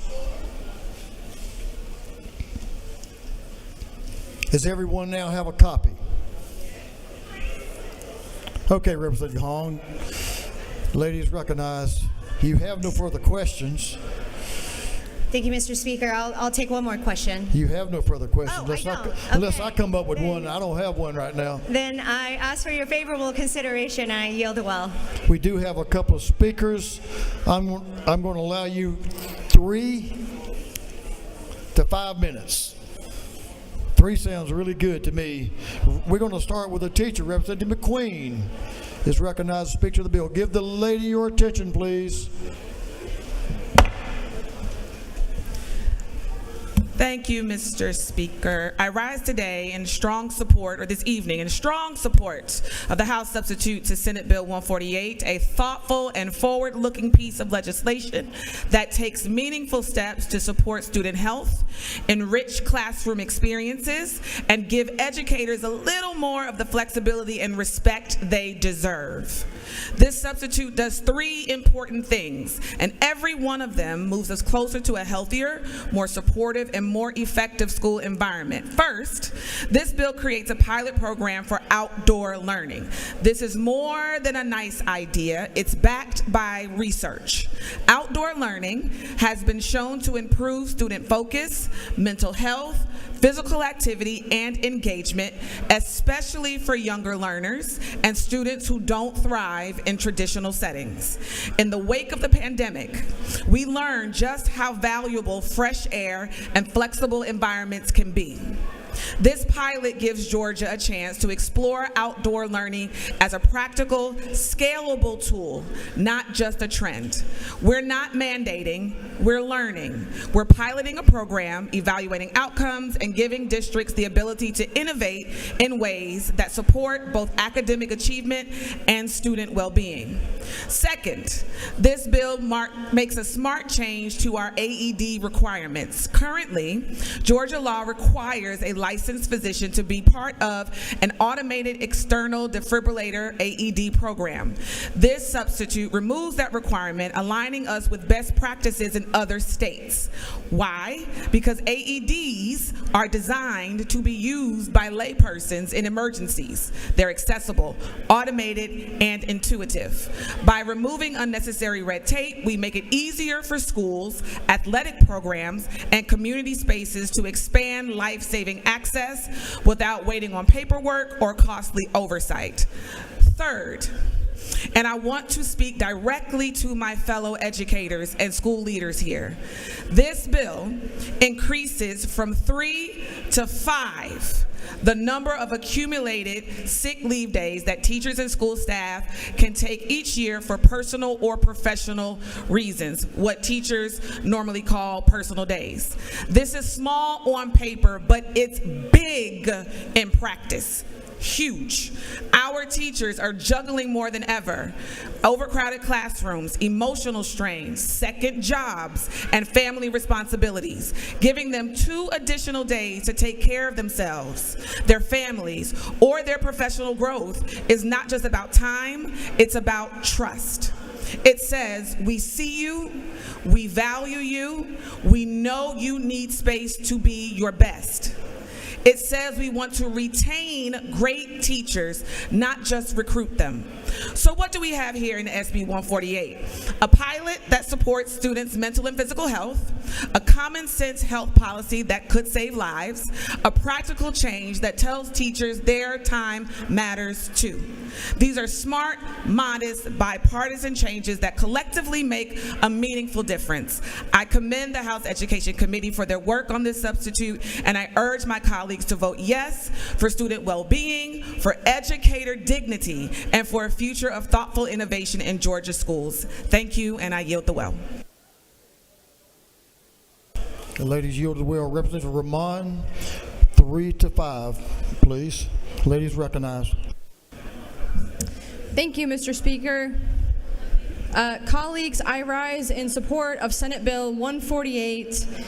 There are incredible sections in this bill, but I wanted to focus particularly on Section 3, which deals with defibrillators, which I will not have a prop today.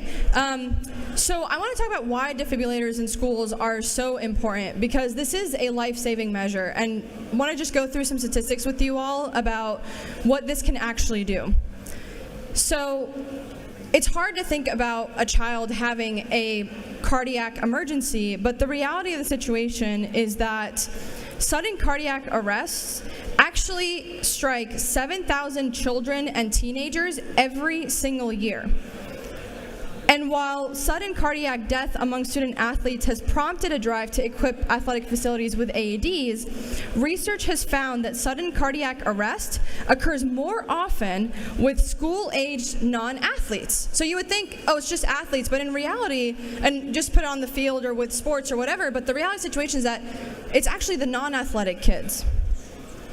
The other reason this is so important is because about 70% of students survive sudden cardiac arrests, which is more than 7 times the overall survival rate for school-aged children.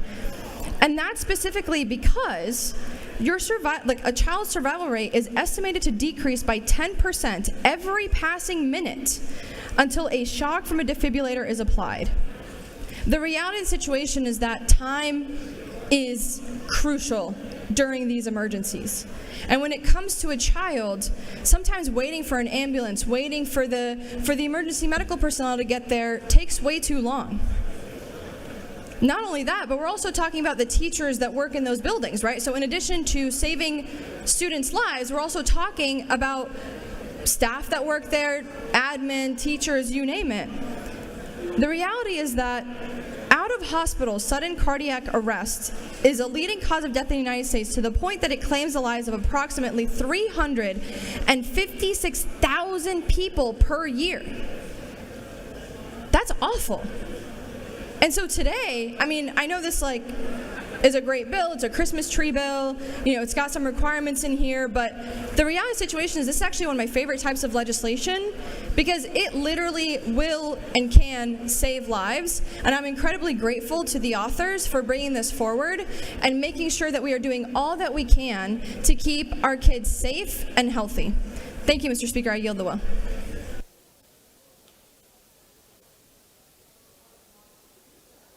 The lady has yielded the well. Leader Estration. Leader Estration is recognized to speak to the bill. 3-5, please, sir. Thank you, Ms. Speaker. I just want to commend the legislators that worked on the language that ultimately is reflected here in SB 148, bills that are providing this comprehensive piece of legislation, underscoring our commitment to enhance educational experiences and ensure the well-being of our students. I want to thank Representative Cox and many members in the chamber who made contributions to this terrific bill. And, Ms. Speaker, I'd ask the body's favorable consideration. I yield the will.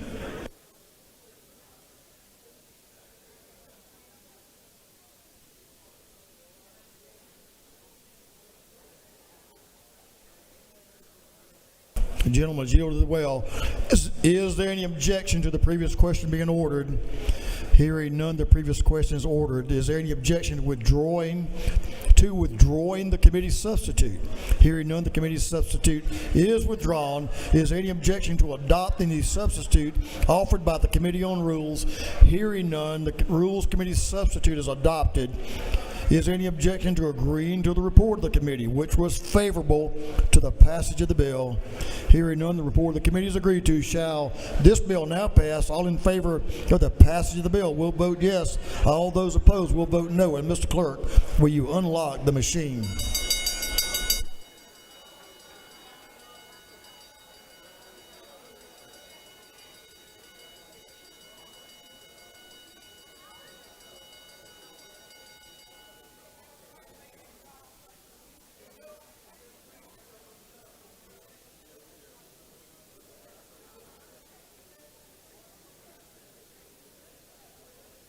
Have all members voted? All members voted.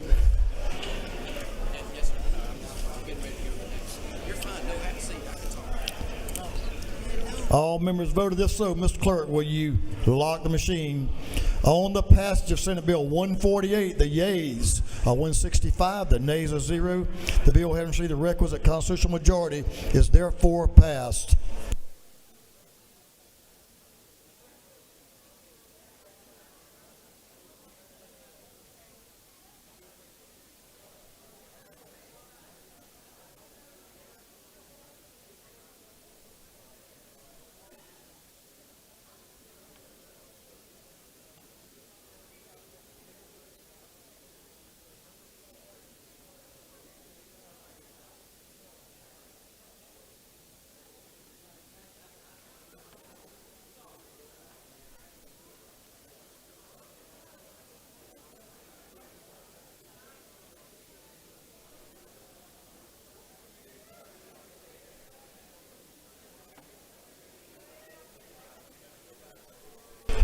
Chairman Powell is recognized for a motion.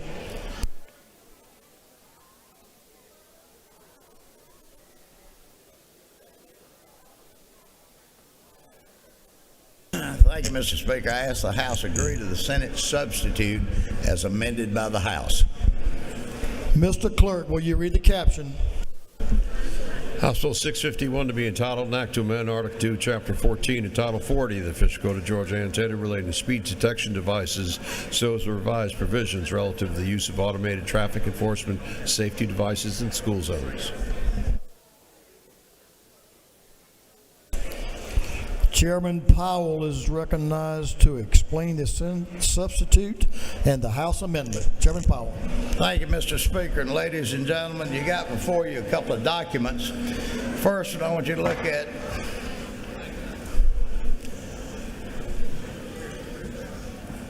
the first document I'd like for you to look at is the Senate substitute to House Bill 651. You know, back several weeks ago, we were trying to cure this problem on these school zone cameras that seem to have been getting so far out of hand over the last several years. They became, quite frankly, and I'm going to be very blunt, they became a gotcha tool. They had ceased being a public safety tool and it was a revenue generator in most people's opinions for those local jurisdictions. We sent a good bill over to the Senate, and I guess I need to tell you a little bit about the process. We sent two bills over.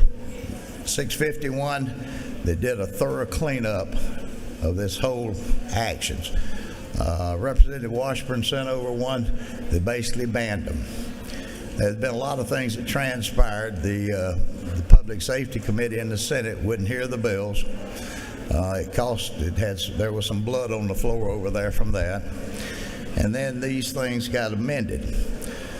Representative Washburn's bill, they basically did a long time extension to do away with them 3 years, which doesn't cure the problem. They took House Bill 651, and I'm just going to go through the changes that they made, and then I'm going to go through the changes we put back in. In Section 1, they took out the speed indicators. You may remember that I talked about the flashing signs with those speed indicators like radar so that people would know how fast they were driving, and that would slow them down. They took that out. In Section 2, well, the good thing they left in Section 2 was a 10-mile variance that we now have that's treated the same way as radar with a 10-mile variance. In Section 3, Section 3, they added language that dealt with the violations and complaints to the Department of Public Safety and GDOT, especially on intentional violations. In Section 4, this was a hearing process for those governments. Section 5 was the appeal process. Section 6 was the opt-out by the officials if they were violating, but also they changed the time. If you remember when this bill left the House, it was 2 hours in the morning, an hour before and an hour after school took in, and an hour before and an hour after it let out in the afternoon. And what the Senate did was that they did it from 1 o'clock, from the hour before until the hour after, and the local governments could run these all through the day. If they wanted to opt out of any time, they had to opt out. Now I'm going to get back to that, the changes that we made in the amendment in just a second. One of the things they did was they dropped the fine. Where we had dropped it from the extra 25, we dropped it to 125. They have dropped the fine, total fine, to $75 with a 5% surcharge. And that would, I'm suspecting their idea that was to mail out the notice on these. So that's a $75 fine and a $3.75 5% surcharge for sending out the notices. Where we had taken out the Department of Revenue lien, they put the lien back in.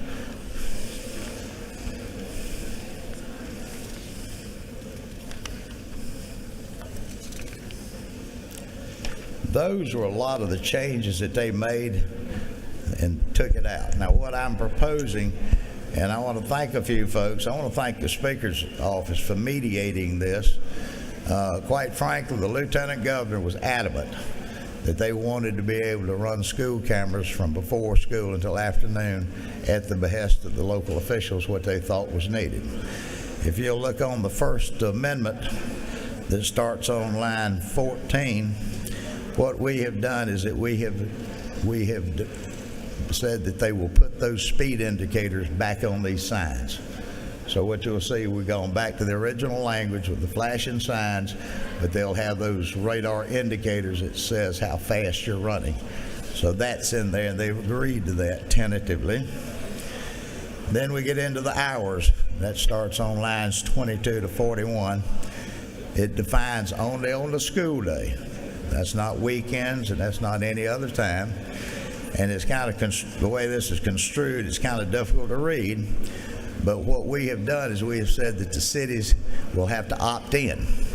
If they don't pass an ordinance by resolution of the city council to opt into the extended day, then it would be from the 2 hours in the morning and the 2 hours in the afternoon. If they want to carry through those other hours, they've got to stand up and look at their citizens and pass an ordinance to say we want to do this throughout the day. If you look on lines 42 through 47, this deals with the 4 lanes that they had taken out. And that's quite simple, that if they're going to run, if it's going to be allowed to run these devices on a 4-lane, it has to be where there's a crosswalk. No more of this stuff like up at Tallulah Falls, where you got a 4-lane running out in the middle of nowhere, and they just, there's no crosswalk. So on a 4-lane, there's got to be a crosswalk before these things would be eligible. You get on line 48 to 53. This is a notice of a citation. They did leave that in, and the citation just says failure to pay this fine or contest the liability in court shall result in the inability to renew your motor vehicle registration. You go down to the next line, and since they had put it back into the Department of Revenue for a lien, and what we have said in here that they'll send out a second notice to notify the public in bold letters, failure to pay this fine or contest liability in court within 30 days shall result in the inability to renew your motor vehicle registration. Line 67 through 76 is the language we changed. In their version, they had all the money going to the local police. They could do that for whatever their purposes. We have put the language back in that any of that money needs to go to school safety within that district and to be used for school safety purposes. Those are the changes. This is the amendment. I would tell you that it is not the best thing that we were hoping for, but I will tell you that when we leave here in an hour or two, if we don't pass something, that it remains the same. It's still just a wide open go at it. This is I think with those flashing speed indicators, I think with the 10 mile an hour variance, I think that with all the proper due diligence of notice, I think that this is going to be a workable solution. And then when we come back, if things are still not that way, then we'll be able to deal with it again. But I continue to tell you that this is a path to putting this back as a tool for school safety. Mr. Speaker, I'll be glad to answer any questions if that wasn't clear enough. That was pretty clear. As mud, as they say. No, that was good. You did a nice job of informing the members. And if they'll get a little bit quiet, there's a couple of questions they want to ask. I'll recognize some members for some questions, but I want you to be able to hear them.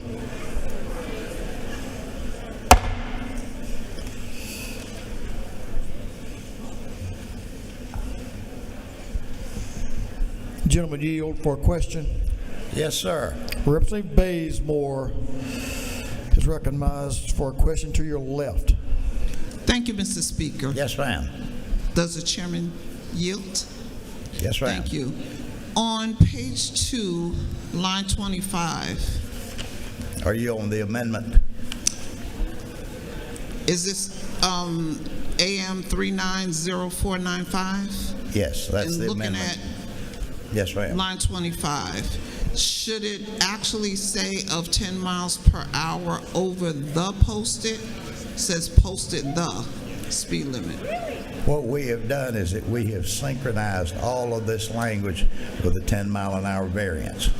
So if it's a posted 20 miles, then that means 30 miles.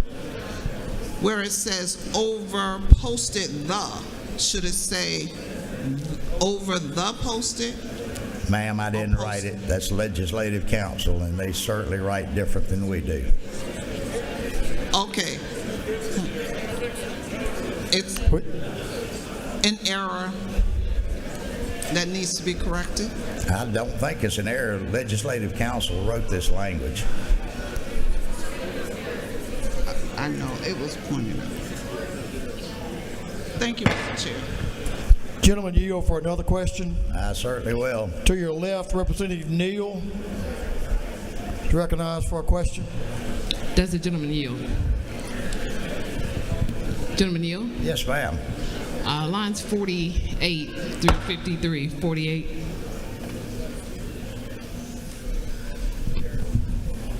I know it. Lines 48 through 53. So one major issue that my citizens had, one, was the issue of the tags, motor vehicles being the inability to renew your motor vehicle registration. The second issue we were having is the fact that we have so many erroneous tickets being issued that there is actually no recourse. You can't hear me? Okay. Please.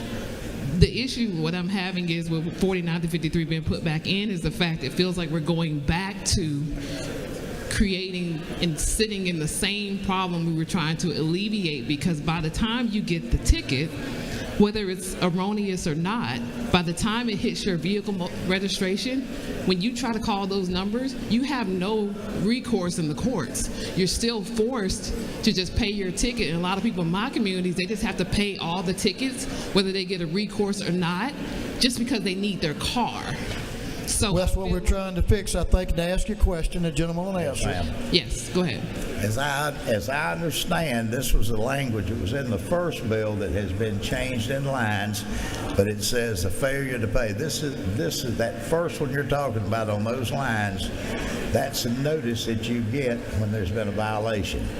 that says failure to pay this fine or contest the liability in court shall result in the inability to renew your motor vehicle. That is the notice that you have received a citation. Then below that is the next notice if you have not paid the citation, and then before it's turned over to the Revenue Department, that's the next notice to put you on notice if you don't pay. Right. Well, if it's erroneous, you don't have a way to cure it, because you don't get the option of having the court process because of the way it's just simply structured. And I feel like, have we remedied that? I feel like we have not remedied that problem. You know, this is what was hammered out with these folks. When you look at the other language in there, that this is the notices on that. I mean, when you have it, and I remember when we brought this bill before,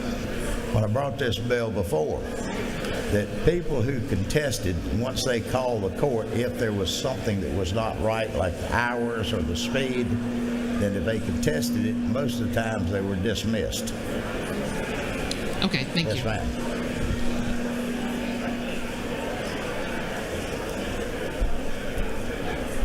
Okay, members.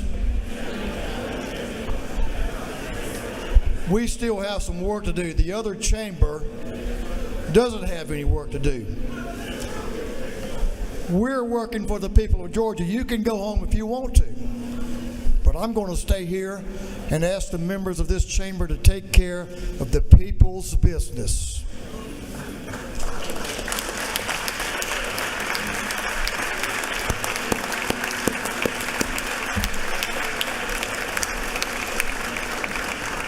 We were all elected by the people of this state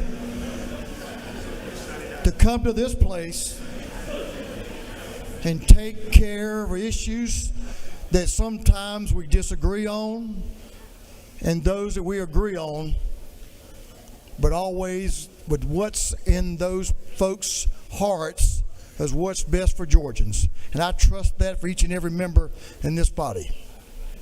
Now, if you're on this floor and you're not a member, you need to tone it down, because this house has some work to do. And hopefully we can agree on the work we have left. If we don't, that's what this house does. But we're going to move forward. So members, give the gentleman in the well your attention. Give the folks asking questions to understand the proposition before us the respect they deserve. The other side can adjourn and go about their business, but this house is going to tend to the people's business, because this is what? The people's house.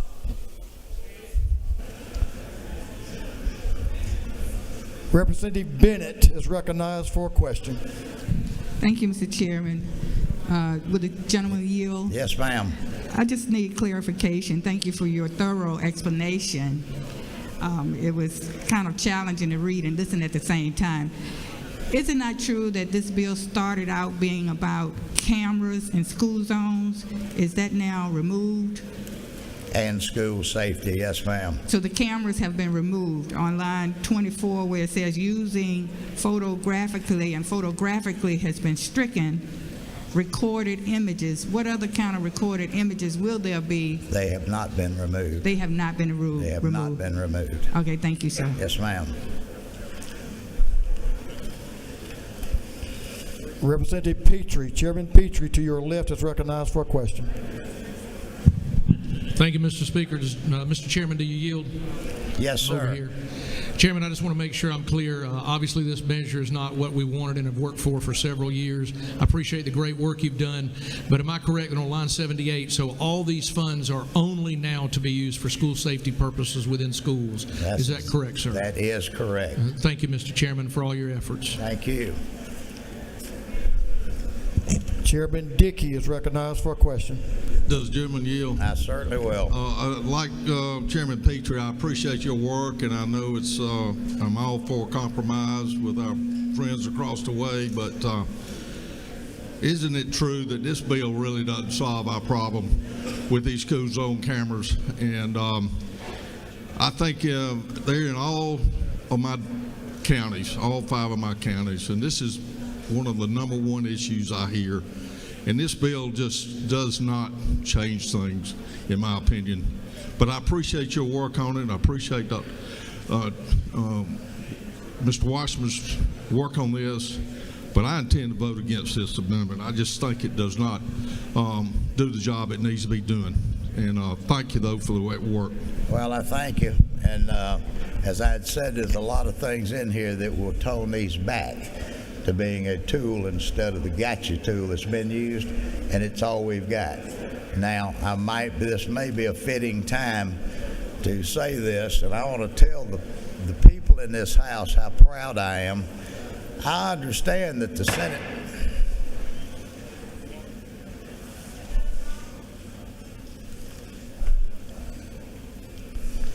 continue.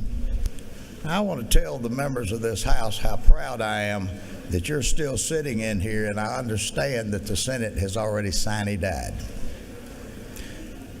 I want to thank Leg Council. I want to thank Haley in the Speaker's office. I want to thank the Speaker, Chris Riley, and all those folks who intermediated a compromise with the Senate.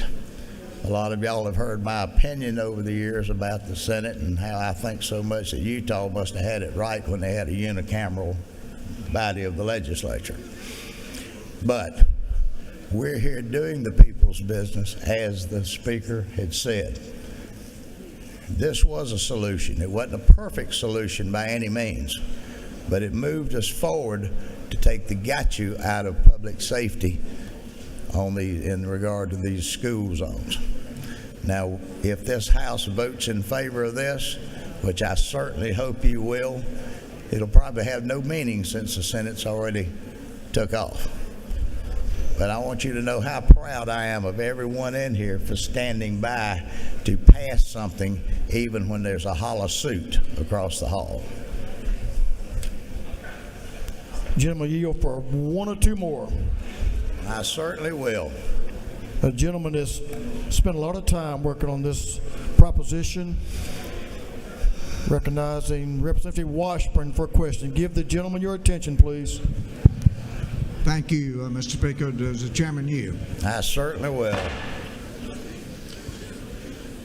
Mr. Chairman, is it not true that you have devoted many hours of time and energy along with the Speaker's staff to try to come up with a bill that would rein in and correct many of the abuses that have occurred with the school zone cameras across the state? Is that not true? The gentleman is correct, and I thank you for that. Another question? Will you yield for another question? I certainly will. Is it not true that this has been a joint effort, along with me, with another bill to try to do something to correct these abuses in the state? It certainly has, and as I had said earlier, I appreciate you because of the position you've been in the Macon-Bibb County area, where this has probably been one of the most prevalent abuses in the world. So I thank you for your motivation to get involved into this. Thank you, Mr. Chairman. Thank you.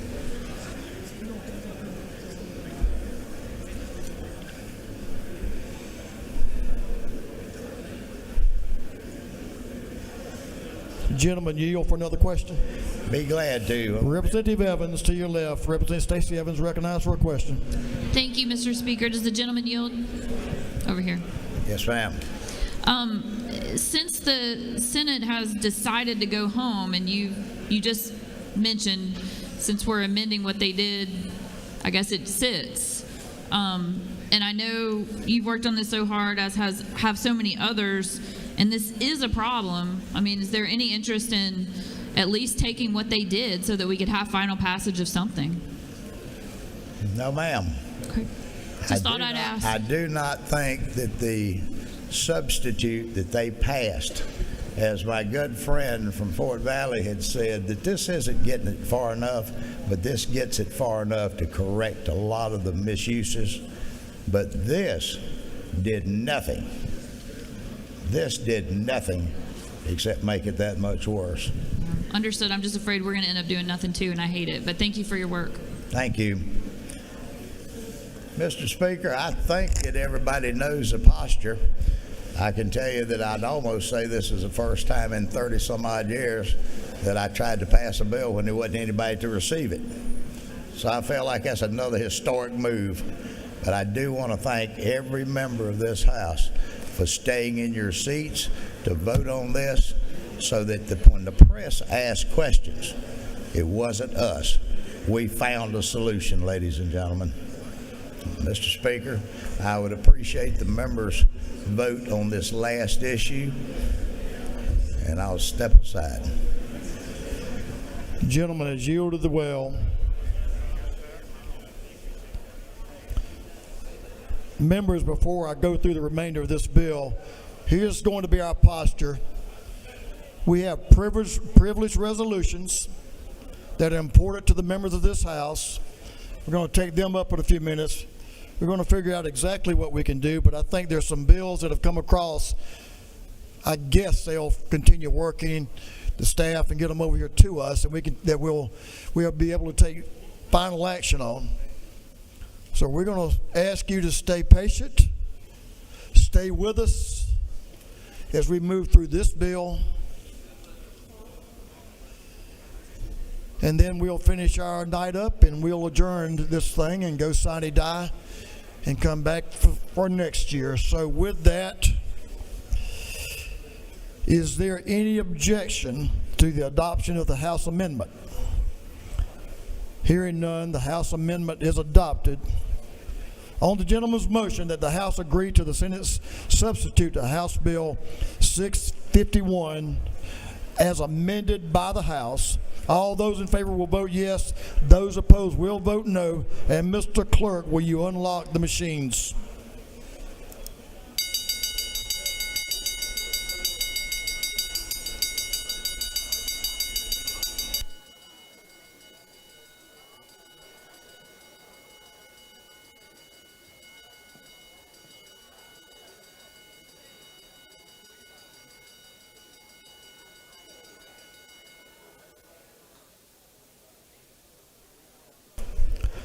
Have all members voted?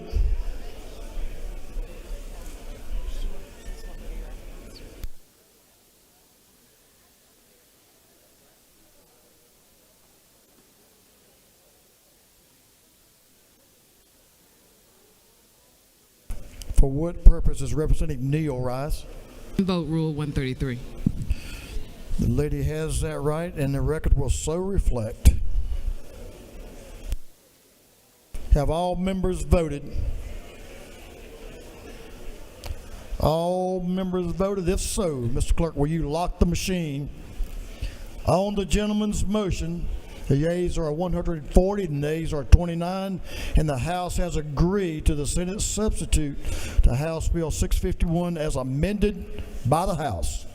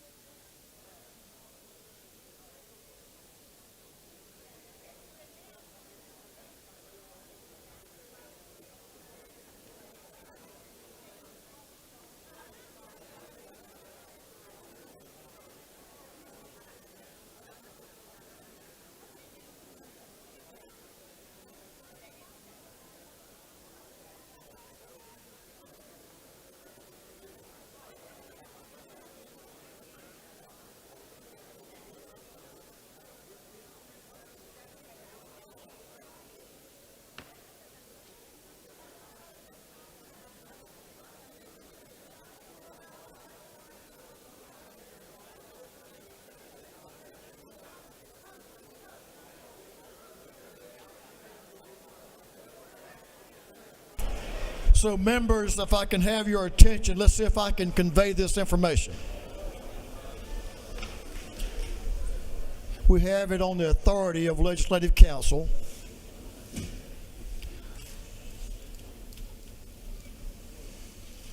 That anything we pass, the remainder of this evening, will be in the Senate for action on day one of the session in 2026. My opinion is we continue to pass legislation that's important to Georgians, impactful to Georgians, and let's do our work. And I think that's what we should do. I hope you'll agree with me.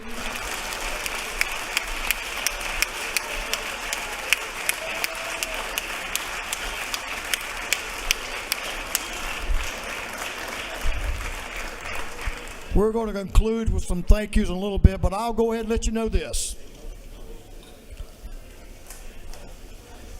You know, it appears that the Senate has checked all of their priorities, all of their political priorities, and decided to end their night early instead of finishing their work on behalf of the people that we represent. Of course, they're free to do as they please, but this chamber puts policy over politics.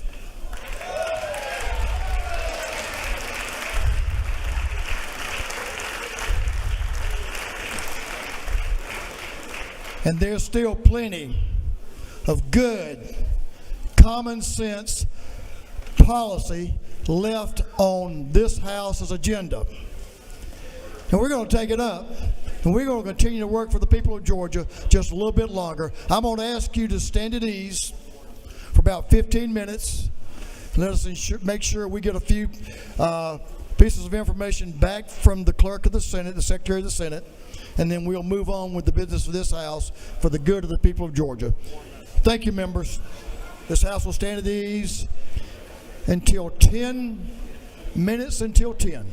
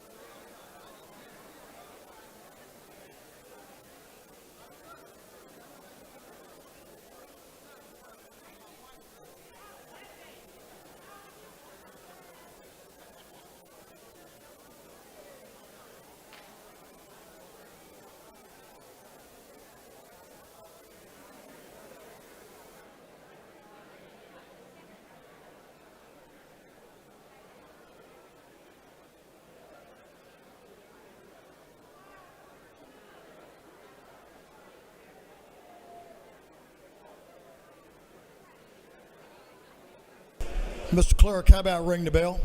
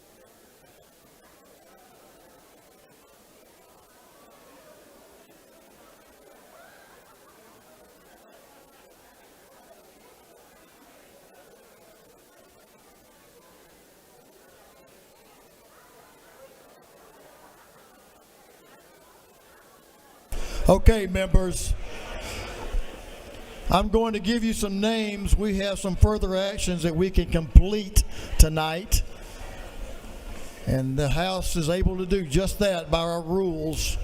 So I'm going to make sure that Representative Gaines is in the room. If you'll come down front, we'll get to it in a minute. You're fine where you are. Representative Todd Jones, Representative Mary Margaret Oliver, Representative McCullum, Representative Anderson, and Representative Seabaugh, and Representative New. Members, we have some important privileged resolutions that I want the members to pay attention to.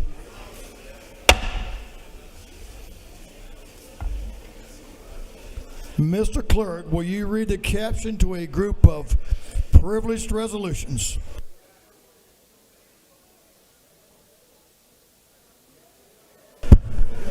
Recognizing and honoring the life and legacy of Judge Reuben Green. Honoring the life and memory of Janelle Jarris Green. Honoring the life and memory of the Very Reverend Father George Shakuri Makhlouf. Honoring the cultural architects and sound innovators of Bankhead. Honoring Algebra Blessed. Honoring T.I. for his contribution to Bankhead, Atlanta, and global culture.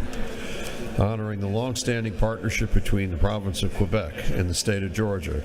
Recognizing April 5th, 2025 as Run Atlanta 5K Day. Recognizing the Rich Kids for their cultural contributions to Bankhead and 404 Day. Recognizing, commending Kendall Ray Johnson. Honoring Nancy Nell Spires Tarlano. Commending Cheryl P. Bell. Honoring King B on the Deck Records. Recognizing, commending Dr. Darlene William Roberts. Recognizing, commending Tolles Temple and Wright Inc. It's the 2025 Heart of the Community Business Award recipient. Recognizing, commending the 2025 awards honors recipient Marquita Lavette Wright Davis. Recognizing, commending Carl Stokes upon his retirement as chairman of the Rabun County Republican Party. Recognizing, commending the 2025 Board of Governors Award recipient. Recognizing and commending the 2025 awards honor recipient Mimi Wheat. Commending Shira Harris, South Paulding High School's 2025 Teacher of the Year. Recognizing, commending Jerica Richardson. Commending Stephanie Ratcliffe, Chattooga County High School's 2025 Star Teacher. Recognizing, commending the 2025 awards honor recipient Stephanie Dean.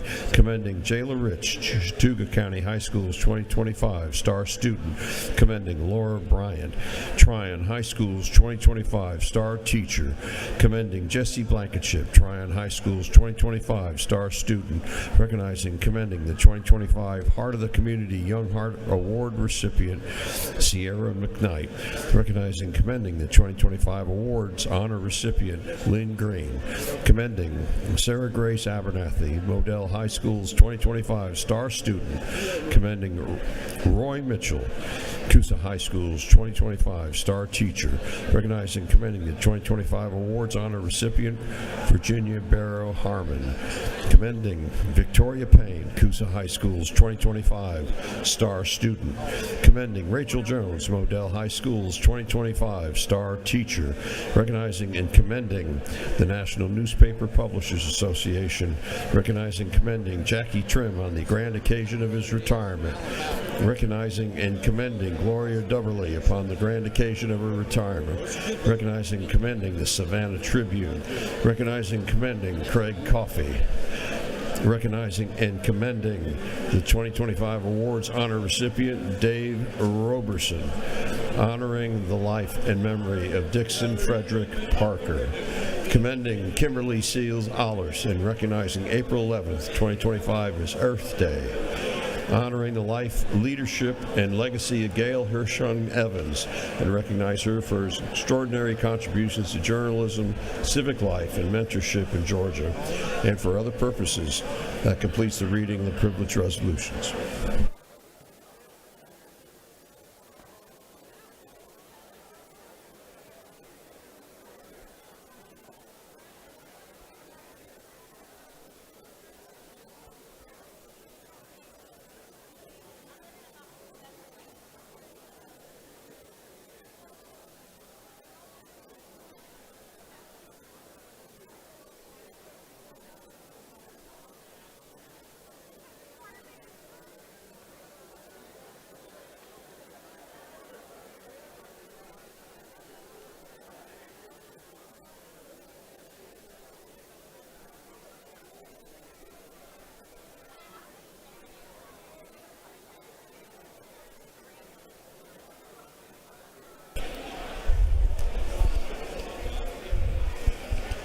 You done, Bill?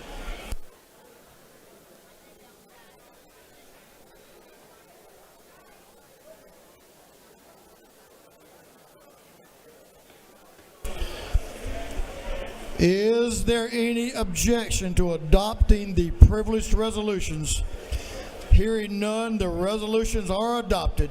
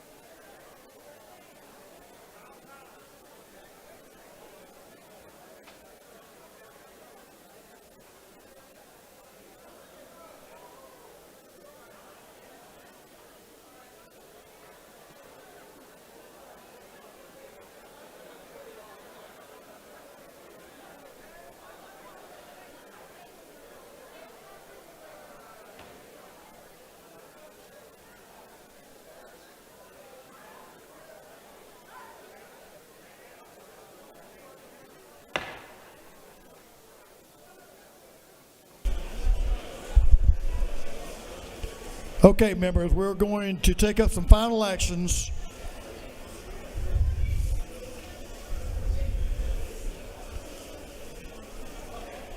All right. We still have some things to do, so let's pay attention. Representative Mary Margaret Oliver is recognized for a motion. Thank you, Mr. Speaker. I move that the House agree to the Senate substitute the committee with a floor amendment. This has been on your desk for over an hour or two. It does not have an LC number, but it is marked on your desk 399/SCSFA, and I'm happy very briefly to explain the amendment and the changes that the Senate made. Lady, we're going to let the clerk read the caption. House Bill number 399 to be entitled an act to amend Article 1 of Chapter 7 and Title 44.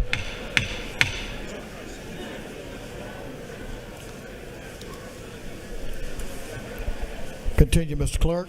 House Bill number 399 to be titled an act to amend Article 1 of Chapter 7 and Title 44 of the Official Code of Georgia annotated relating to landlords and tenants in general.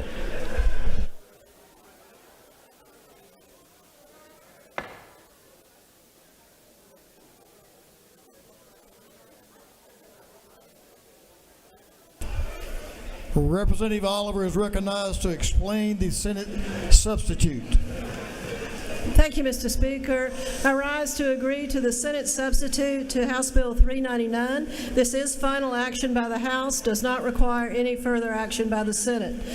The Senate committee passed 399, which relates, as you remember, to creating an opportunity for some accountability for the hedge funds and out-of-state investors who are purchasing large groups of single-family homes, particularly around the Atlanta and other cities of Georgia. They are purchasing 40% of the homes in my district, 65% in Paulding County, and it's changing the economy. This is a bill that's supported by both property owners and tenants and families seeking opportunities to buy a single-family home. Ask for your favorable consideration. The floor amendment was an opportunity to specifically define the way Georgia real estate brokers are entitled under the current law to provide property management services with specific family structures. That was the purpose of the floor amendment that was agreed upon.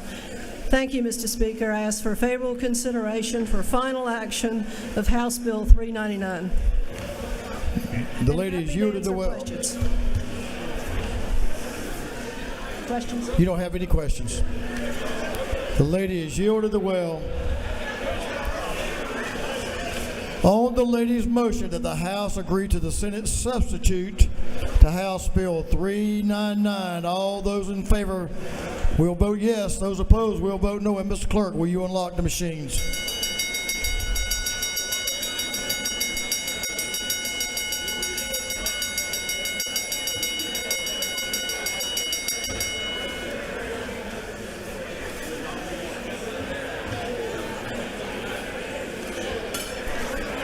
Have all members voted?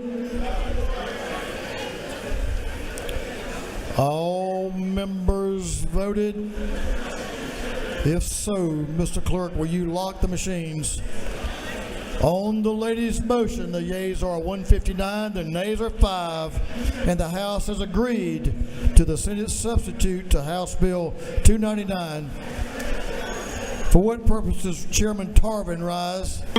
Parliamentary inquiry. State your inquiry, sir. Mr. Speaker, is it not true that we're still on video online at this time? Thank you, Mr. Chairman. It may be blue, but we're online at this time. Is that not true, Mr. Speaker? Thank you, Mr. Chairman. You're exactly right. So, members, we're going to pause for a minute. They'll keep throwing. And we're going to bring some more to this chaos. We have 3 or 4 others that we're going to attend to. It could take 5 minutes. It could take 55 minutes. Your choice. You got it.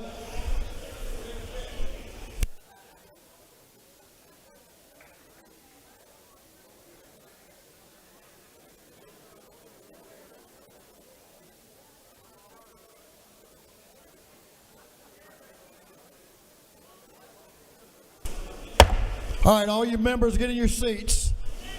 All members take seats.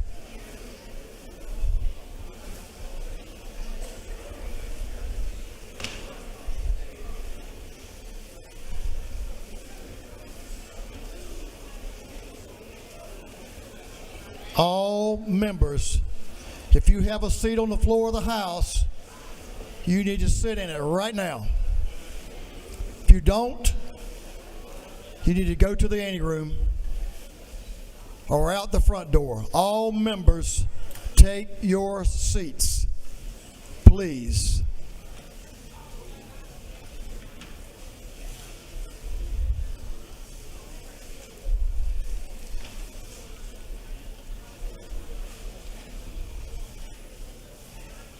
We have a couple of these final actions that will complete the work of this House on several important initiatives. If there are members on the floor that have company, take your company outside.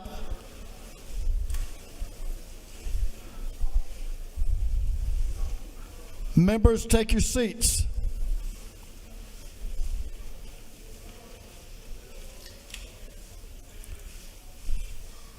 Thank you, members. Representative Gaines is recognized for a motion.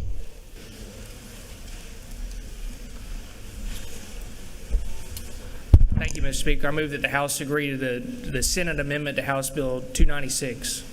Mr. Clerk, will you read the caption? House Bill number 296 to be entitled an act to amend Article 2, Chapter 5 of Title 40 of the Official Code of Georgia annotated relating to the issuance, expiration, and renewal of driver's licenses.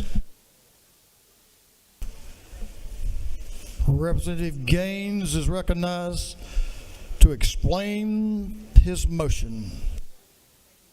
Thank you, Mr. Speaker. The underlying bill did not change at all related to mobile driver's licenses that this body overwhelmingly approved. Senate had a floor amendment that incorporated House Bill 66, which Chairman Ron Stevens carried, got over 170 votes in this chamber, that simply adds to the special modified rental vehicles, which the current motor coach TAVT code.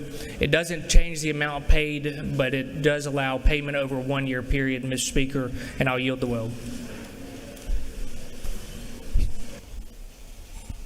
Gentleman has yielded the well. On the gentleman's motion that the House agree to the Senate amendment to House Bill 296, all those in favor will vote yes. All those opposed will vote no. And Mr. Clerk, will you unlock the machines?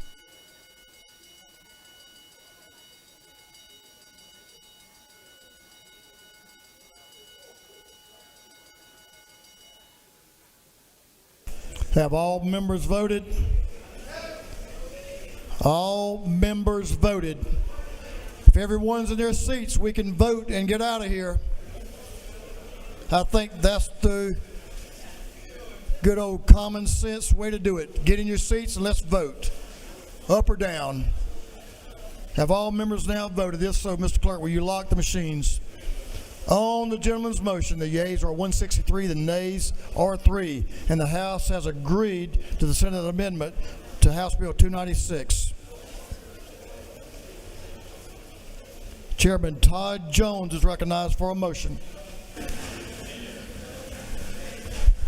Mr. Speaker, thank you very much. Members of the House, I move that the House agrees to the Senate substitute of House Bill 652. Mr. Clerk, will you read the caption? House Bill 652 to be entitled an act to amend Article 1 of Chapter 9 of Title 48 of the Official Code of Georgia annotated relating to motor fuel tax so as to provide for an exception for collection of motor fuel taxes relative to electricity delivered by certain electric vehicle charging stations.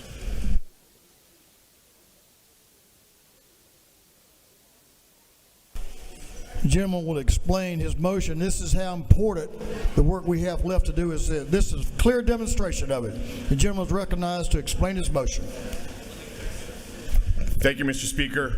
This House voted overwhelmingly to support House Bill 652. The Senate made a small change in concert with the Commissioner of Agriculture and then also with our Transportation Chairman, Rick Jaspers, and myself. We effectively moved the effective date of the EV charging, taxation, and inspection from January 1, 2026 to January 1, 2027. That is simply the substitute that the Senate added on. I would appreciate your favorable consideration to the agree. Thank you so much. I yield the will. The gentleman has no questions and he's yielded the will. On the gentleman's motion that the House agree to the Senate substitute to House Bill 652, all those in favor will vote yes. All those opposed will vote no. And Mr. Clerk, will you unlock the machines?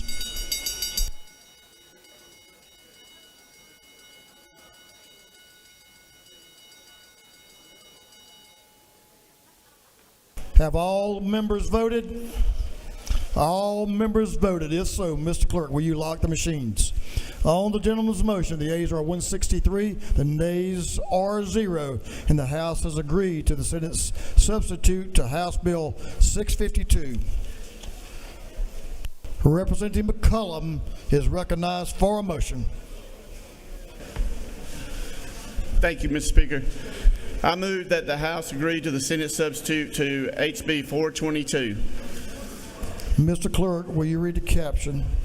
House Bill 422 to be entitled an act to amend Chapter 18 of Title 45 of the Official Code of Georgia annotated relating to employees' insurance and benefit plans so as required that the state employees' health benefit insurance plan include high deductible health plans.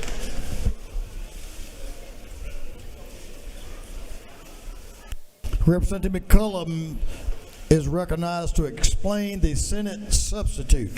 This bill was passed out of the House. This is a high deductible plan that actually gives the state authority to take out pre-tax benefits for high deductible.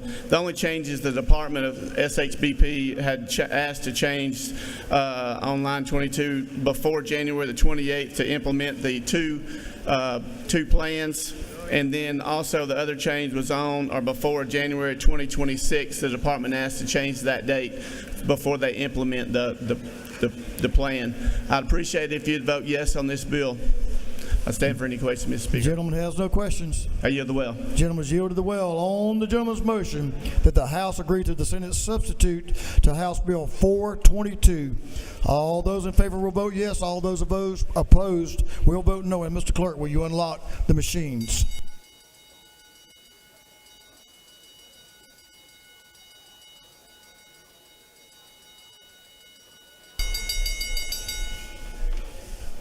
Have all members voted? All members voted? If so, Mr. Clerk, will you lock the machines? On the gentleman's motion, the yeas are 163, the nays are 0, and the House has agreed to the Senate substitute to House Bill 422. Representative Anderson is recognized for a motion. Thank you, Mr. Speaker. Mr. Speaker, I move that we agree to the Senate amendment to the House amendment to the Senate substitute of House Bill 155. You're going to have to explain that one. I can't. The clerk will read the caption. House Bill number 155 to be entitled an act to amend Article 7 of Chapter 36 and Title 36 of the Official Code of Georgia annotated relating to procedure for resolving annexation disputes. Representative Anderson is recognized to explain the Senate amendment. Thank you, Mr. Speaker. We passed House Bill, we passed an amended version of the Senate substitute of House Bill 155 out of this chamber on Wednesday. The Senate then added an amendment today to the bill. The revised version of this bill will allow the 6 North Fulton cities by local resolution to opt out of the Fulton County Development Authority jurisdiction to offer property tax incentives. It's supported by the 6 cities and neutral to the county. And, Mr. Speaker, I ask for your favorable consideration. I yield the well. Gentleman Scott has a question from Representative Sam Park, if he would yield. Representative Park has a question. Thank you, Mr. Speaker. Chairman Anderson, is it not true that this Senate amendment includes language that was explicitly taken out by the House before with respect to Fulton County? It's my understanding that this includes the language that came from the House that was originally in Senate Bill 151. Thank you. I yield the well. Gentleman has no further questions. On the gentleman's motion that the House agree to the Senate amendment to the House amendment to the Senate substitute to House Bill 155. That was a mouthful. All those in favor will vote yes. Those opposed will vote no. And Mr. Clerk, will you unlock the machines?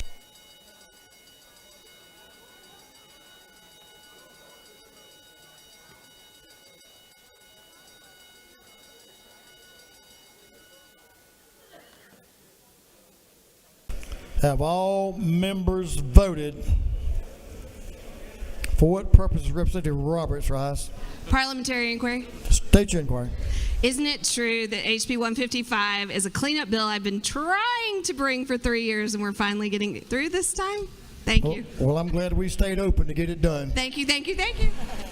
Have all members voted? If so, Mr. Clerk, will you lock the machines? On the gentleman's motion, the yeas are 117 and nays are 49, and the House has agreed to the Senate amendment to the House amendment to the Senate substitute of House Bill 155. 2 more, guys.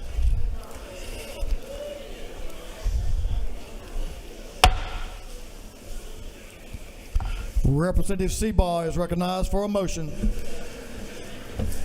Thank you, Mr. Speaker. I make a motion to agree to the Senate substitute to House Bill 352. Mr. Clerk, will you read the caption? House Bill number 352 to be entitled, an act to amend Code Section 159.4 of the Official Code of Georgia annotated relating to coverage for continuous glucose monitors. Representative Seabaugh is recognized to explain the Senate substitute. Thank you, Mr. Speaker. This bill requires Medicaid to provide continuous glucose monitoring for new mothers diagnosed with gestational diabetes. It was unanimously passed. And the Senate added back the requirement listed on line 21 requiring at least one daily administration of insulin. That is the amendment, and I ask for your favorable consideration. The gentleman has no questions. Thank you. I yield the will. He's yielded the will. On the gentleman's motion that the House agree to the Senate substitute to House Bill 352,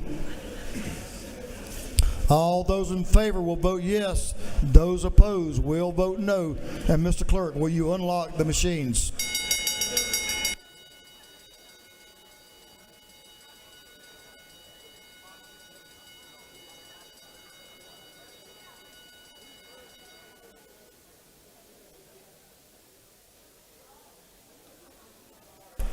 Have all members voted? All members voted. If so, Mr. Clerk, will you lock the machines? On the gentleman's motion, the yeas are 163, the nays are 2, and the House has agreed to the Senate substitute to House Bill 352.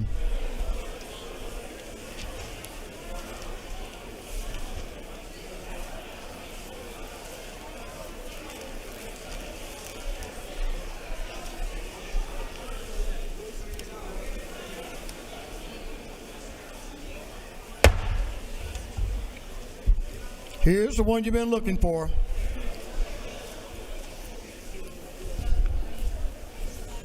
Representative New is recognized for a motion. Give the lady your attention, please.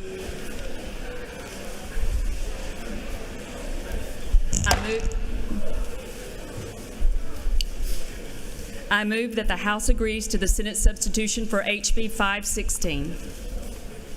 Mr. Clerk, will you read the caption? House Bill number 516 to be entitled, an act to amend Code Section 50.14.1 of the Official Code of Georgia annotated relating to meetings open to the public, limitation on action to contest agency action, recording, notice of time and place.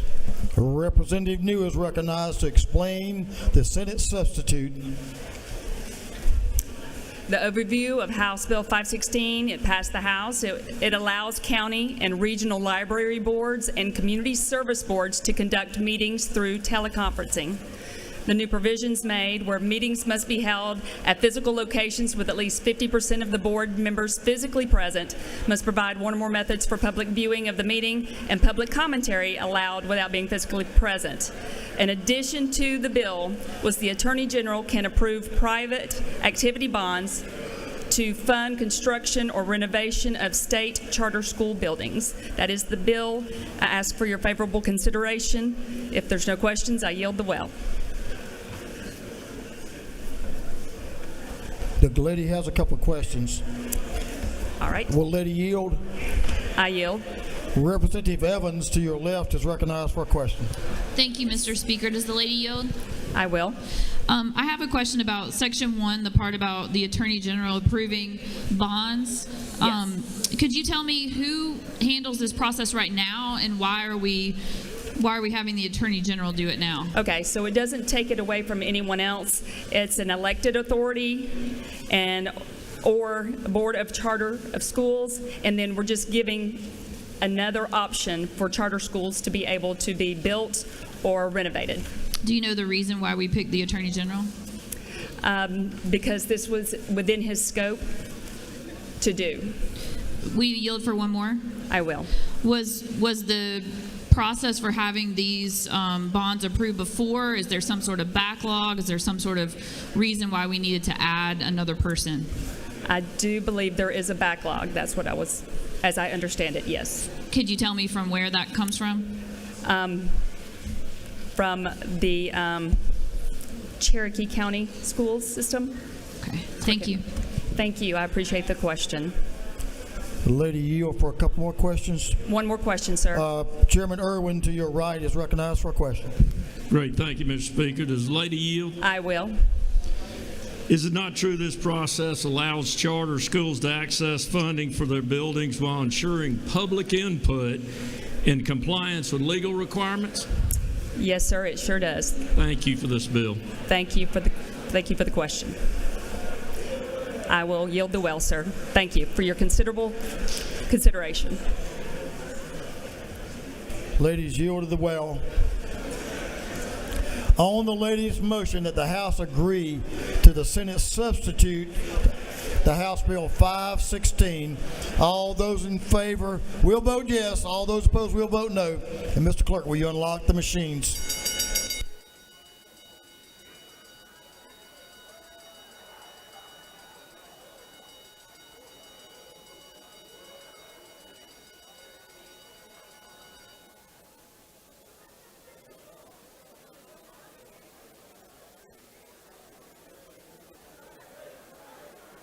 Have all members voted?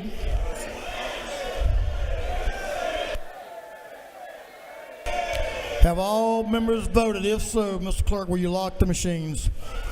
On the lady's motion, the yeas are 94, the nays are 71. The House has agreed to the Senate substitute to House Bill 516.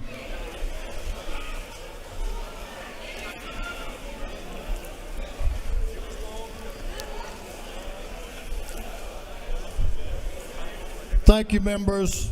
For what purpose does the chairman of appropriations rise now? We passed your bill today. Mr. Speaker, I need to make an inquiry. A what? Mr. Where's Speaker, Tyrone? in honor of our former colleague and friend, Mr. Speaker, I'm tired. And that's in honor of Sharon Beasley Teague.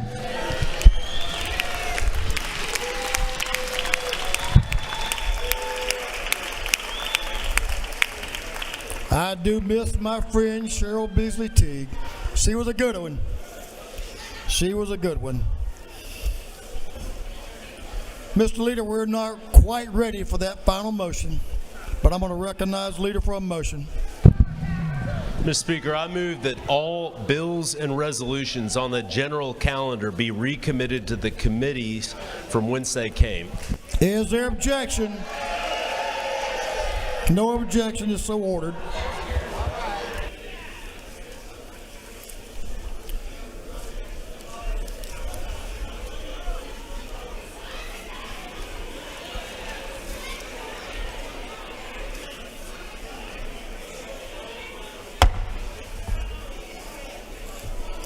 This House is made up of gentlemen and ladies.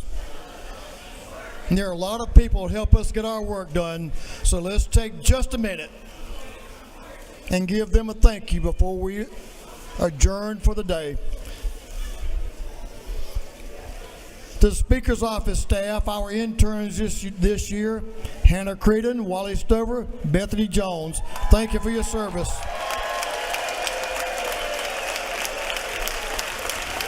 A lady that's come back to this house year after year, for session staff that sits out front and makes things go smoothly. Kim Aiken, thank you, Kim.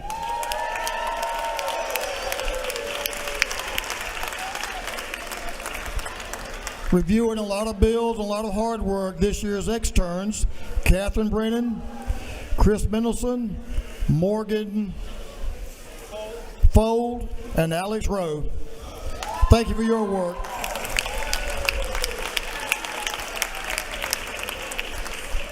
Folks that I'm very close to and really appreciate their work is our security detail, Alex Kraling, Josh Chanufka, Heath Buffington, and my buddy Damascus Chambers.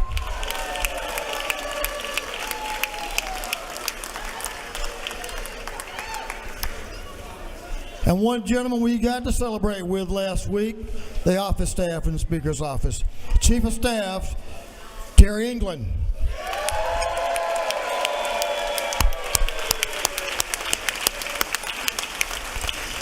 Get well, brother. We love you. You're doing great. Interim Chief of Staff, Chris Riley.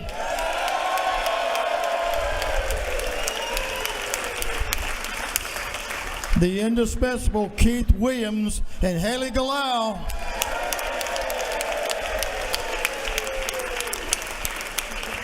The lady that enables me to do what I do, Kayla Green, communications in the house.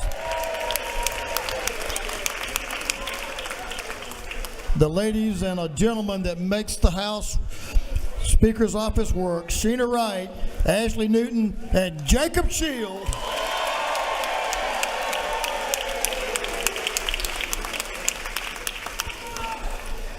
Clerk of the House, Bill Riley.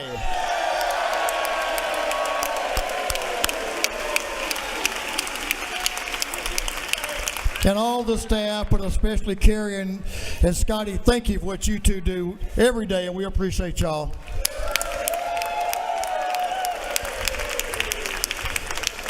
Doorkeeper extraordinaire and postal clerk, Corey Mulkey, and all the doorkeepers. All the doorkeepers.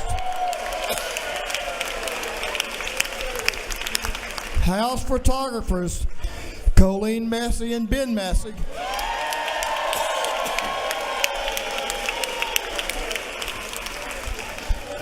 And some folks who make the Pages experience here unforgettable.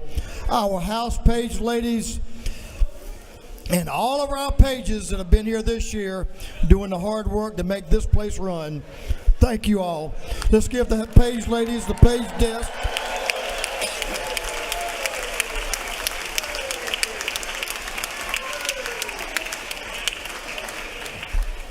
Another indispensable person, Angela Holland. Come out of that ante room, Angela Holland.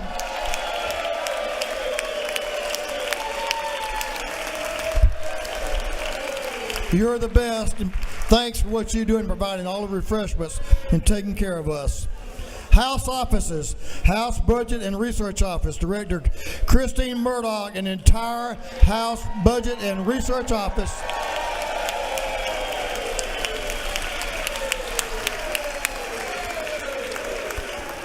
House Media Services Director and House Messenger, the one and only Betsy Thoreau, and the entire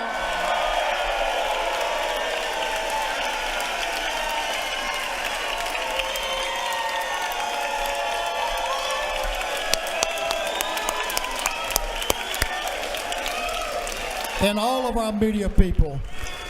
Our House Legislative Assistants, thank you for what you do, not just during the session, but year-round. Temporary session staff, hey, it takes a lot of good folks to make this thing work. House interns, everyone that's been a part of this session. All right, let's get to the money, folks. Fiscal Office and staff, Fiscal Officer Amy Bottoms, thank you, Amy.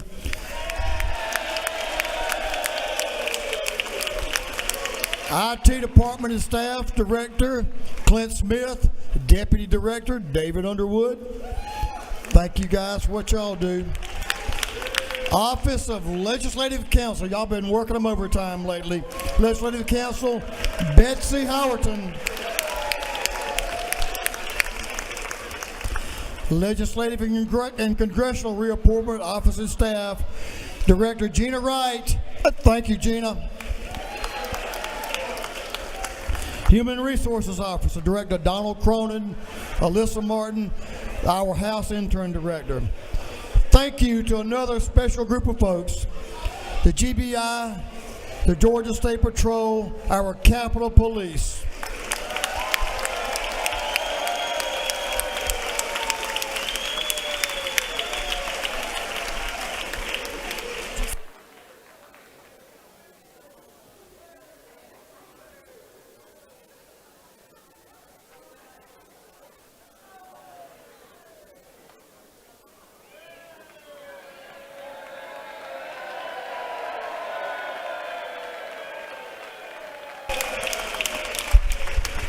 careful what you say.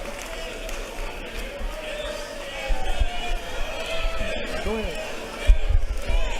I told him to be careful what he says. Well, let me tell you this. Hurry up. I thought we'd make it to 12:01 Hurry up.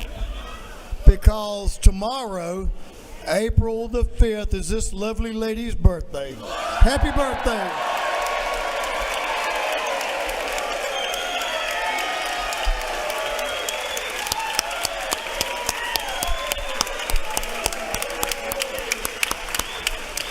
Thank you, Dale. Let's hear it, my friend. Turn Dexter on. Happy birthday to ya. Happy birthday to ya. Happy birthday. Happy birthday to ya. Happy birthday to ya. Happy birthday. That was it. Thank you, Dexter.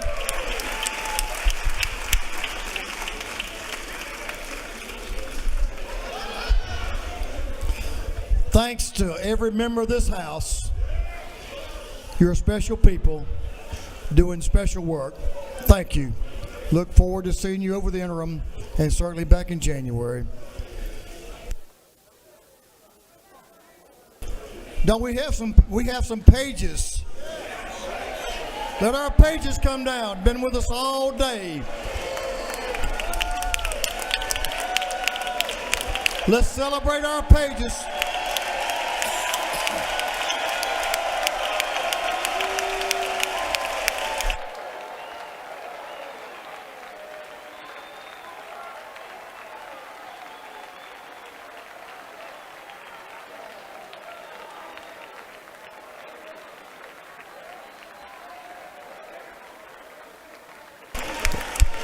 Wow, what a great group. What a great group. Thank you, young people.